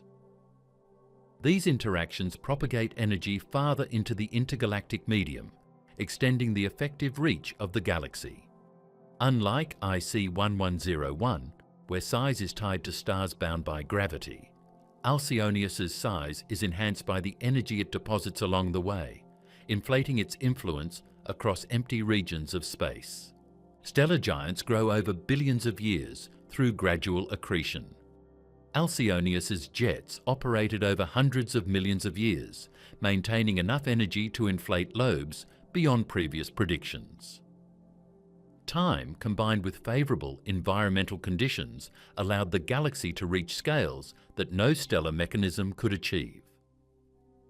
Alcionius's scale continues to defy expectations when you look at how the energy from its jets interacts with space itself. The jets do more than just travel outward. They reshape the surrounding medium, inflating enormous radiolobes that define the galaxy's footprint. Unlike a stellar giant like IC1101, which grows by consuming mass in a dense cluster, Alcionius's expansion relies on dynamic, energy-driven processes that operate on completely different principles. The key to this expansion lies in the pressure balance between the jets and the intergalactic medium. As the plasma moves outward at near light speed, it pushes against extremely diffuse gas that permeates the cosmic void. In denser regions, the gas would slow the jets and reduce their reach. But in Alcionius's low-density environment, the opposing pressure is minimal. This allows the lobes to inflate like balloons, with plasma expanding smoothly into space without losing coherence. The jets essentially exploit the emptiness of their surroundings to maximize size, a mechanism unavailable to galaxies like IC1101 that grow in crowded clusters where gravity dominates over free expansion. Magnetic fields play an additional role in channeling and containing plasma. Observations show that the lobes of Alcionius are highly structured, indicating that the jets remain tightly confined over millions of light years. Magnetic confinement prevents the plasma from dispersing sideways, keeping the jets coherent and focused. Classical models underestimated the ability of magnetic fields to stabilize plasma over such distances, which partly explains why astronomers were caught off guard by Alcionius's enormous size. The galaxy demonstrates that a combination of magnetic guidance and environmental conditions can sustain energetic outflows far beyond previously assumed limits. The geometry of the jets and lobes also contributes to extreme growth. Alcionius's jets are remarkably straight and aligned, extending symmetrically on both sides of the central galaxy. This symmetry suggests that the central black hole's spin axis has remained remarkably stable over time, ensuring that energy is directed consistently in the same direction.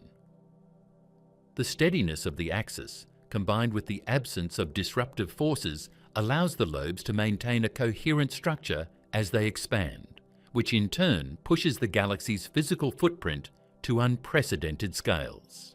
Energy transfer along the lobes is another important mechanism. As relativistic particles move outward, they interact with magnetic fields and low-density gas, creating shocks and localized regions of compression at the lobe edges. These shocks accelerate particles further, reinforcing the lobe's brightness and structure. Classical models predicted that energy would dissipate too quickly to maintain these features over millions of light years, but Alcionius demonstrates that energy injection, particle acceleration, and lobe inflation can be self-sustaining when environmental conditions are favorable. The interaction of jets with cosmic filaments further enhances growth. Filaments are threads of gas and dark matter that connect galaxies across the universe. In the case of Alcionius, the jets appear to be aligned along a filament, which acts as a guide for expansion. The filament provides a path of least resistance, minimizing energy loss and allowing the lobes to stretch farther than they could in a random direction. This cosmic alignment is a natural amplifier, increasing the galaxy's reach without requiring additional mass or energy from the central black hole. Another factor is the long-term stability of jet activity. While many radio galaxies experience episodic jet production, Alcionius seems to have maintained activity for hundreds of millions of years, producing continuous or quasi-continuous energy outflows. This sustained injection of power allows the lobes to grow steadily over time, rather than in intermittent bursts that would limit overall size. Classical assumptions about jet lifespans underestimated how long such structures could remain coherent, which explains why Alcionius' size was so unexpected. Plasma density also plays a role. The lobes are far less dense than stellar halos, meaning that even modest energy from the black hole can drive expansion across vast distances. This contrasts with IC 1101, where the sheer mass of stars creates gravitational cohesion that limits how far the galaxy can grow. In Alcionius, low-density plasma combined with high-speed jets allows size to be maximized without accumulating mass, creating a galaxy whose reach is entirely decoupled from stellar content. The mechanics of relativistic jet propagation contribute further to the scale. As particles travel near light speed, they maintain directional momentum that resists turbulence and dispersion. The jets in Alcionius appear to exploit this, moving efficiently through space and inflating the lobes as they go. Classical models underestimated this efficiency, assuming turbulence, radiation losses, and intergalactic medium interactions would quickly slow the jets. Alcionius demonstrates that relativistic particles can propagate energy across unprecedented distances, maintaining structure and coherence far longer than expected. Even minor fluctuations in the environment can influence growth. Slight variations in gas density, temperature, or magnetic topology can affect jet speed and lobe morphology. In Alcionius, conditions are ideal: low-density gas, minimal turbulence, and coherent magnetic fields. This combination allows energy to travel with minimal interference, inflating the lobes symmetrically and maximizing the galaxy's physical footprint. The physics of energy dissipation versus distance is another element that sets Alcionius apart. Classical models predicted that synchrotron radiation and adiabatic expansion would rapidly weaken jets over millions of light years. Observations of Alcionius show that these processes are slower or mitigated, allowing the lobes to remain visible and structured across enormous scales. This suggests that energy is retained far more efficiently than previously modelled, making Alcionius not just large, but dynamically stable. The interplay between jet pressure, environmental density, and cosmic filament alignment creates a feedback loop that reinforces growth. Jets push plasma outward, expanding the lobes and shaping the surrounding medium. This reshaping reduces resistance, allowing subsequent plasma to travel farther, which further inflates the lobes. Over time, this feedback leads to exponential increases in size, a mechanism unavailable to traditional stellar giants, whose growth is limited by gravity and available material. Alcionius shows cosmic scale can be dominated by energy rather than mass. IC1101 is the largest stellar galaxy by mass, dense and gravitationally dominant. Alcionius, however, achieves a scale far beyond any stellar system while containing a modest central stellar population. Its growth is powered by the physics of jets, magnetic fields, and low-density environments, highlighting a new paradigm in how galaxies can expand across the universe. Why we saw IC1101 first and missed Alcionius. For decades, IC1101 held the crown as the largest galaxy in the universe. It was massive, dense, and easy to spot. When astronomers scanned the skies, its enormous stellar light jumped out at optical telescopes. Trillions of stars packed into a supergiant elliptical galaxy, radiating across visible wavelengths, made IC1101 impossible to miss. Its sheer brightness and dense stellar halo dominated the images, leaving no doubt that this galaxy was extraordinary. Alcionius, on the other hand, played a much subtler game. Its central galaxy is modest by comparison. Stars are few, the core is faint, and its optical footprint is small relative to its physical size. If you only looked at visible light, Alcionius barely registers. Classical surveys designed to find galaxies by their optical brightness would have overlooked it entirely. It simply doesn't glow like IC1101 in the way our eyes or optical telescopes are trained to detect. The key to understanding this observational gap lies in the nature of radio lobes. Alcionius's true size comes from plasma jets, extending millions of light years from its center.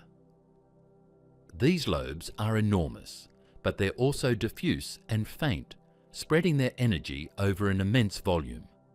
The surface brightness is extremely low.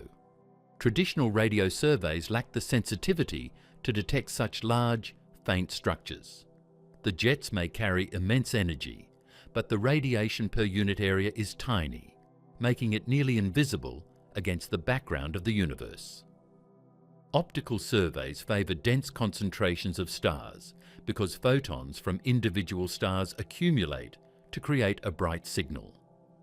Elliptical galaxies like IC1101 are perfect for this. They form in dense clusters where hundreds of thousands of stars cram into small volumes, producing intense optical signatures. Alcionius does not follow this pattern.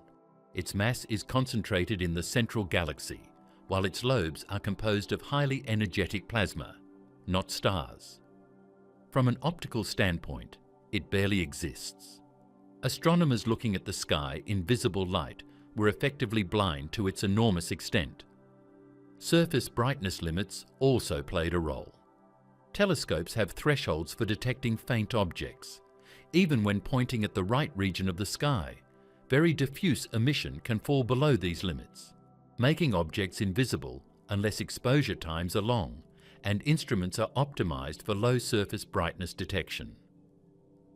Alcionius's lobes are spread thin over millions of light years, making them so faint that early radio surveys could not detect them, and optical telescopes saw only a tiny, inconspicuous core. The game changer came with LOFAR, the low-frequency array in Europe. LOFAR was designed to probe the low-frequency radio universe with unprecedented sensitivity. By operating at frequencies that capture the synchrotron radiation from relativistic jets, LOFAR could reveal structures invisible to previous instruments. The array's wide field of view and high sensitivity allowed astronomers to map diffuse radio emission over tens of millions of light years. Suddenly, Alcionius appeared in full scale, showing lobes 3 times the size of IC 1101 stellar halo. LOFAR's capabilities illustrate a fundamental point. Our perception of the universe is shaped by the tools we use. IC 1101 dominated optical surveys because its light is concentrated and bright. Alcionius dominated radio surveys only once we had instruments capable of detecting faint, extended emission across huge areas. For decades, we were simply looking in the wrong wavelength. This observational bias also raises an intriguing question. How many Alcionius-scale galaxies are out there, completely unseen? The universe is vast and large. Diffuse radio galaxies are inherently hard to detect. Even LOFAR can only survey a portion of the sky with sufficient sensitivity. There could be dozens, hundreds, or even thousands of galaxies with enormous lobes quietly stretching across cosmic voids, invisible in optical light and undetectable in older radio surveys. The difference between IC 1101 and Alcionius also highlights why detection methods matter for understanding galactic extremes. Optical surveys measure stellar mass and luminosity, which favours dense clusters and massive ellipticals. Radio surveys, on the other hand, trace energetic outflows, independent of stars. The two methods give radically different views of the universe. IC 1101's dominance in the optical does not contradict Alcionius's dominance in radio. It just shows that galaxies can be enormous in fundamentally different ways. Surface brightness limitations are particularly striking when it comes to radio lobes. Alcionius's lobes spread energy over millions of light years, making the emission faint per unit area. Even small noise fluctuations in older radio instruments could have masked the galaxy entirely. Without LOFAR's sensitivity, the lobes would remain invisible, leaving the galaxy unnoticed. IC 1101, by contrast, has no such problem. Its optical emission is concentrated, producing a strong signal that outshone the background noise of the night sky. Another factor is field of view. Alcionius spans an enormous region, far larger than the fields covered by most earlier surveys.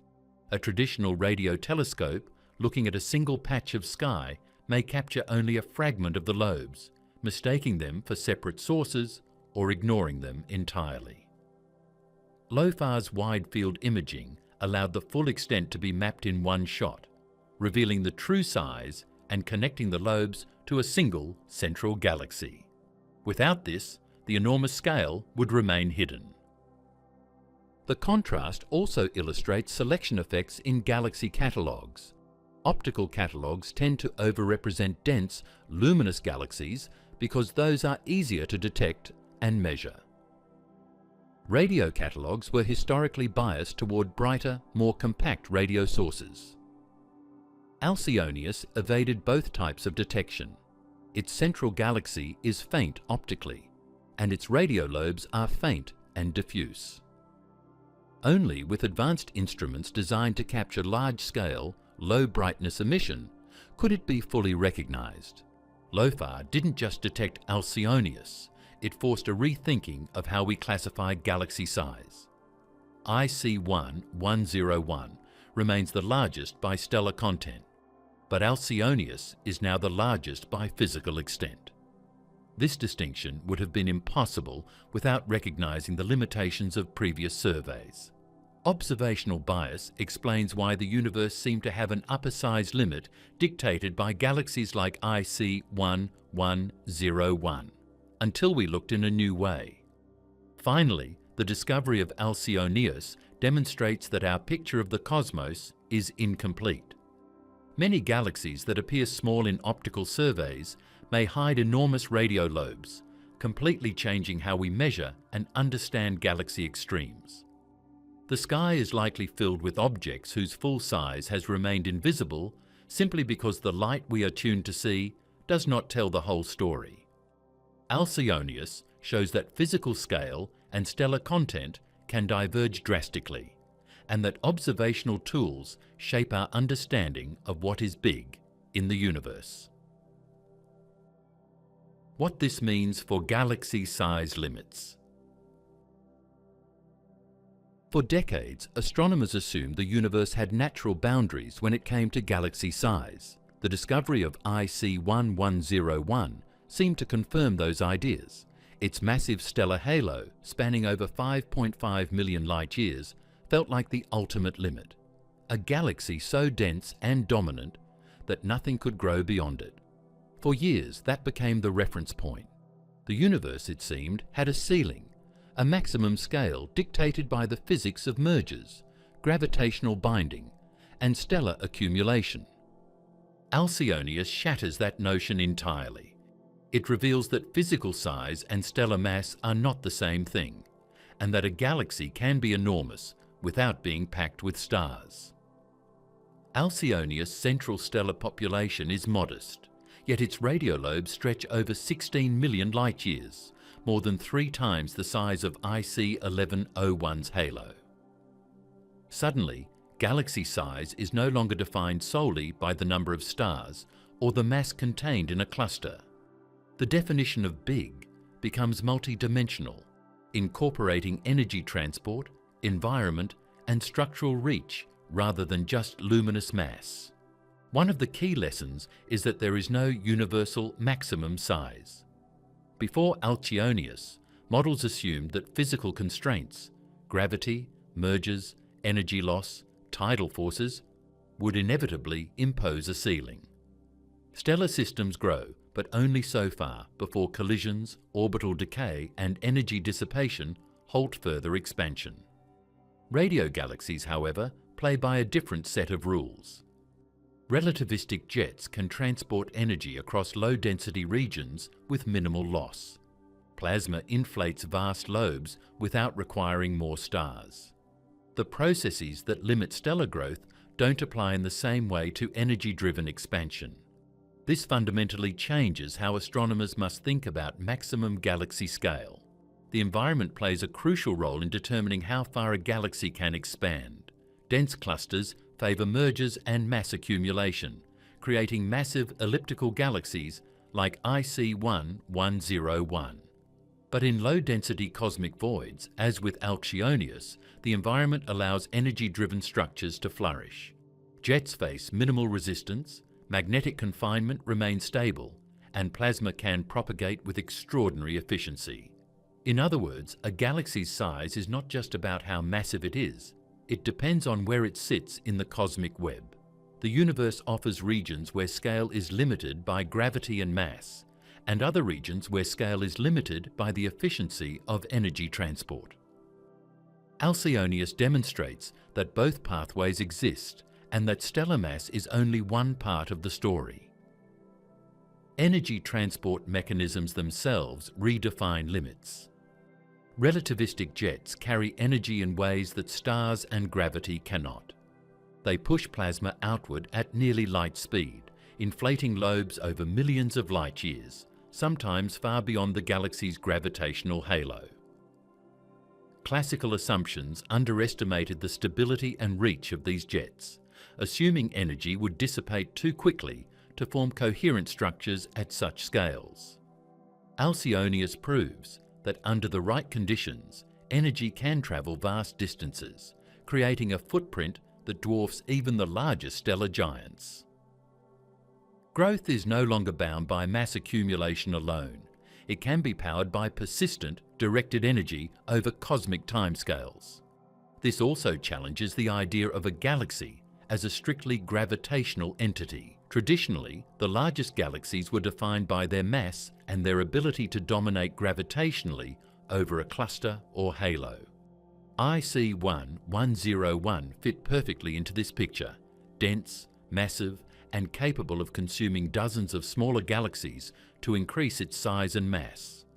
Alcionius shows that scale can emerge from non-gravitational processes, where energy propagation and interaction with the intergalactic medium define reach, not just stellar content.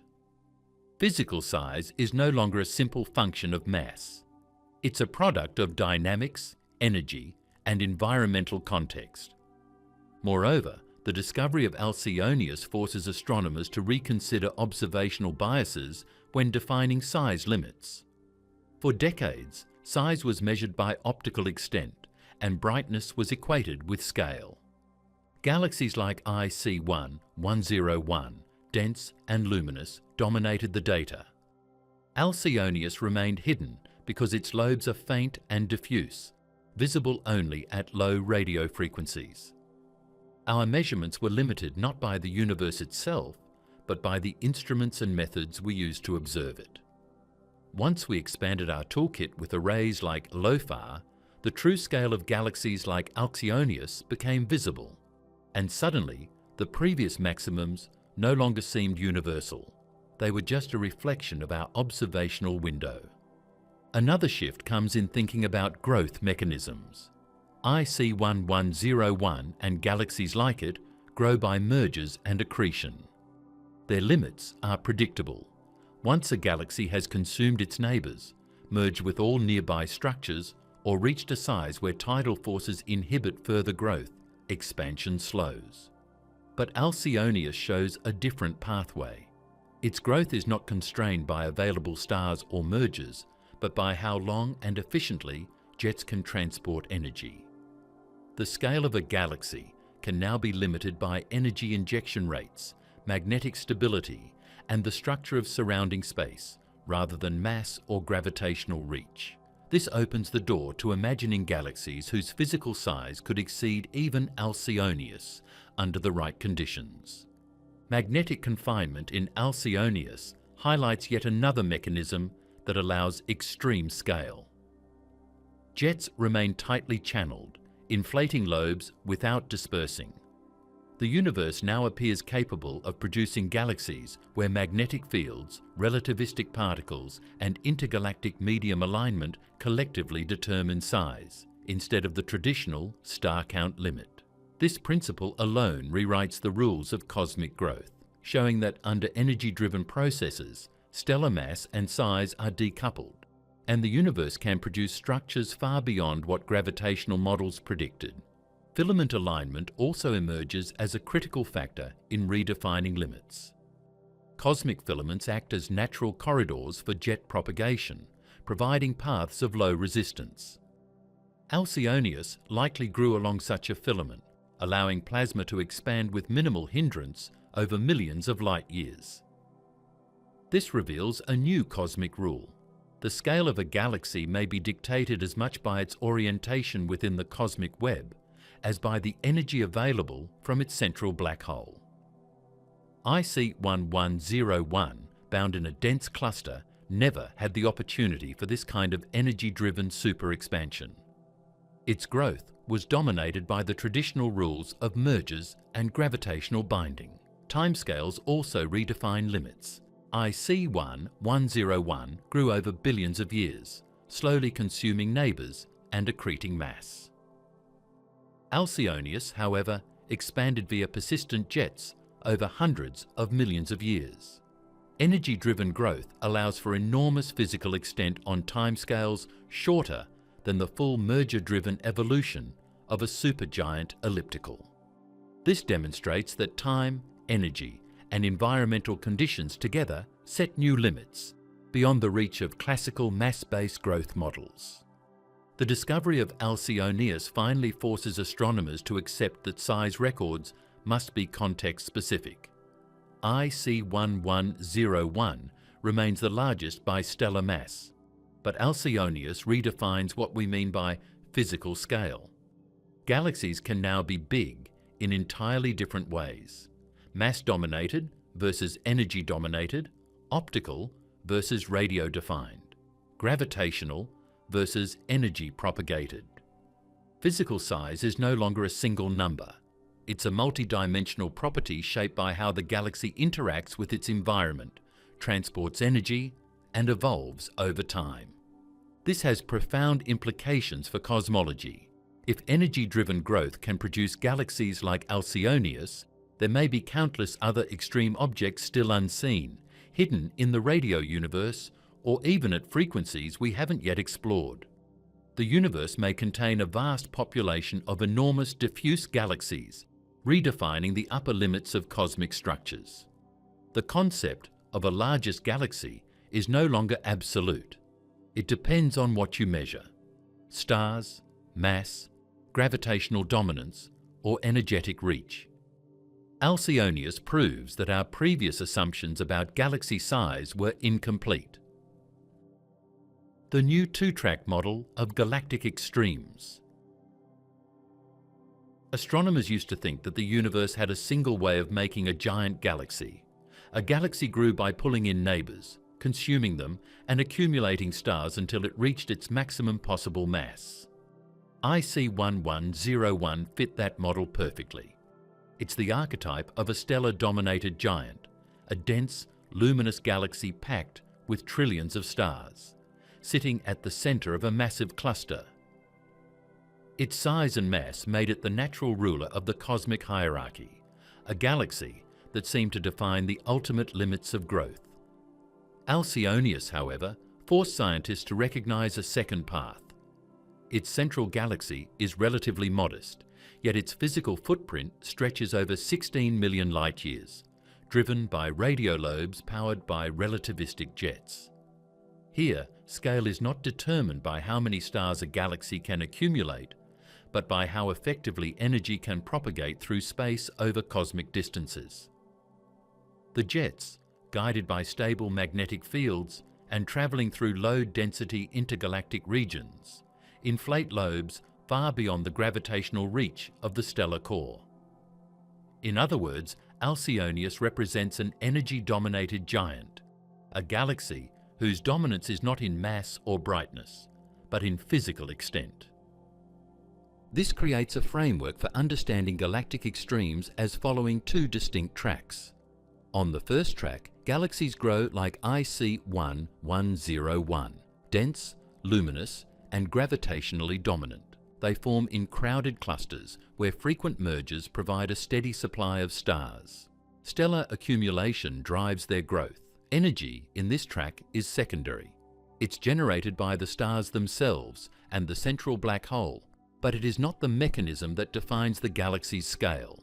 These galaxies are visible across the universe because they shine, concentrated in optical light. They dominate the night sky in surveys that rely on stellar brightness. The second track is defined by energy-driven growth, where the primary mechanism is the propagation of relativistic jets and the inflation of plasma lobes. Alcionius exemplifies this track.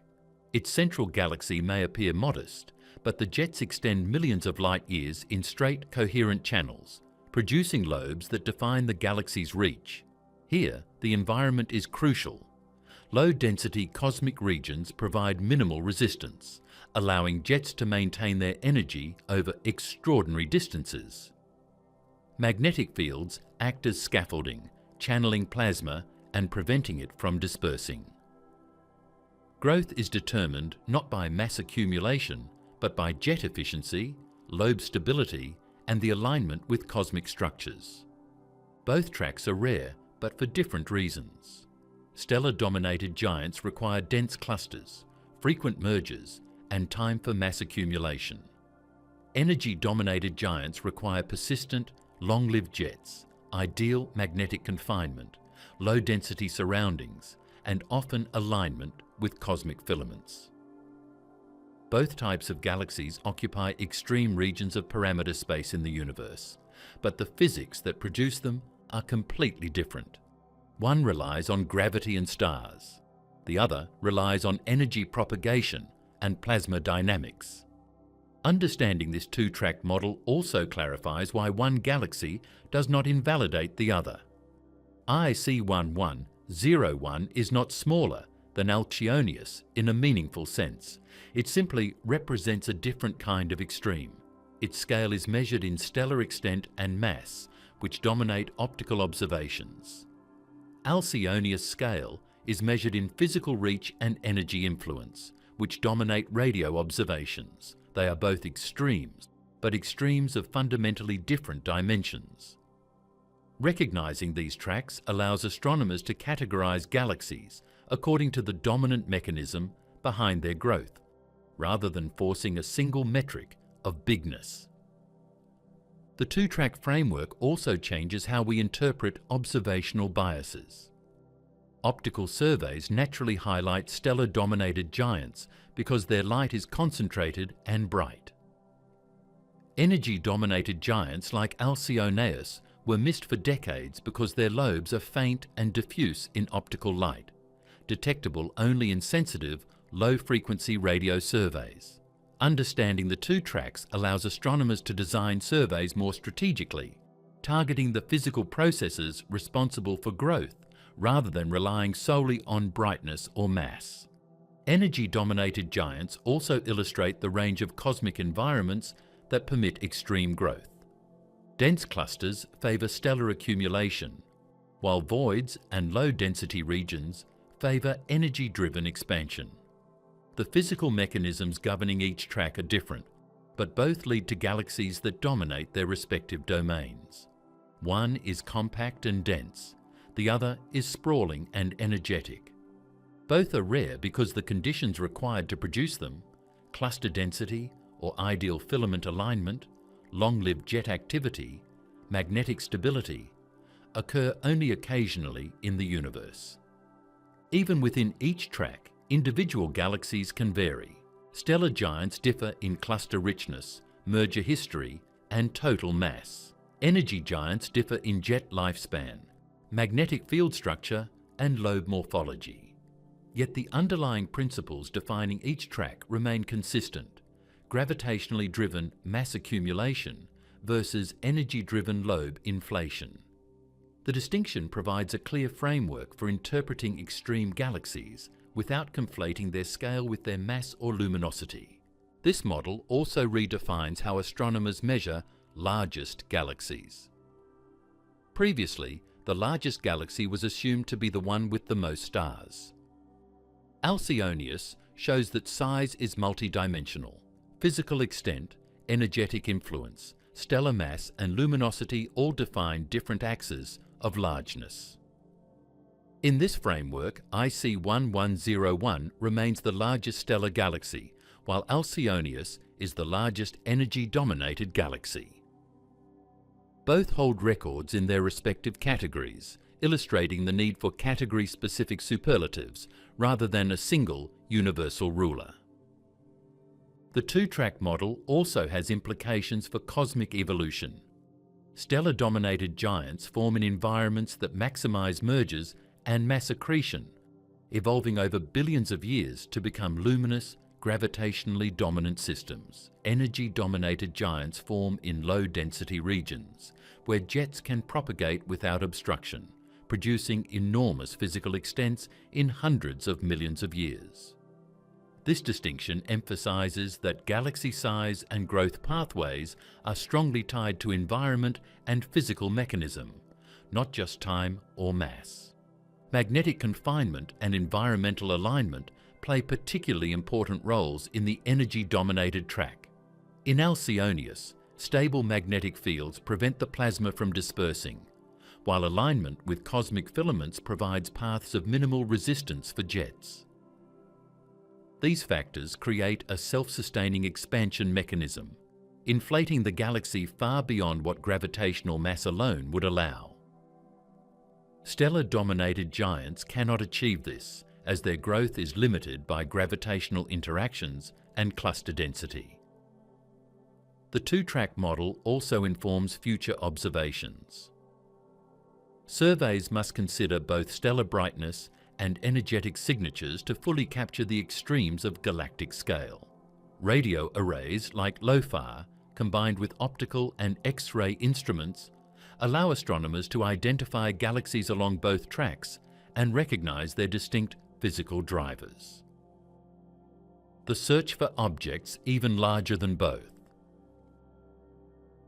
Even with Alcionius now revealed as the largest galaxy by physical extent, astronomers know there's more out there, hidden in the depths of space, waiting for the right instruments to find them. The universe is vast, and the discovery of a single energy-dominated giant shows that our previous surveys have only scratched the surface. The search is no longer about confirming known extremes. It's about uncovering the unknown, the galaxies that push boundaries beyond what anyone has imagined. Modern radio astronomy has opened the door to this frontier. LOFAR, the low-frequency array, demonstrated what happens when sensitivity is paired with a wide field of view. With its ability to detect faint, extended radio emission across millions of light years, LOFAR revealed structures that optical surveys could never see. Alcionius appeared because the array could map its enormous lobes in detail, exposing the scale of a galaxy that would have remained invisible otherwise.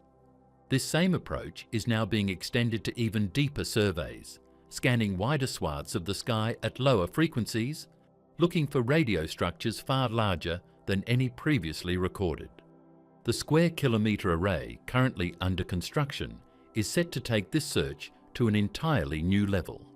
With a collecting area over 1 million square metres, this array will provide unmatched sensitivity and resolution, able to detect radio emission across tens of millions of light years. Scientists anticipate that the SKA will uncover dozens of candidates for energy-dominated giants, some potentially surpassing Alcionius in scale. These objects could reveal patterns in jet behaviour, magnetic confinement, and environmental alignment that allow galaxies to grow to unimaginable sizes. AI-assisted radio mapping is revolutionising how these surveys are conducted. The sheer volume of data produced by LOFAR, the SKA, and other deep field surveys is staggering. AI algorithms are trained to identify faint, diffuse structures, distinguish overlapping lobes, and trace them back to single central galaxies. This allows astronomers to detect enormous energy-dominated giants that would otherwise be missed by human inspection alone. The combination of advanced instrumentation and AI analysis is opening the door to discoveries that challenge the old assumptions about the universe's largest structures. Early candidates have already appeared in survey data.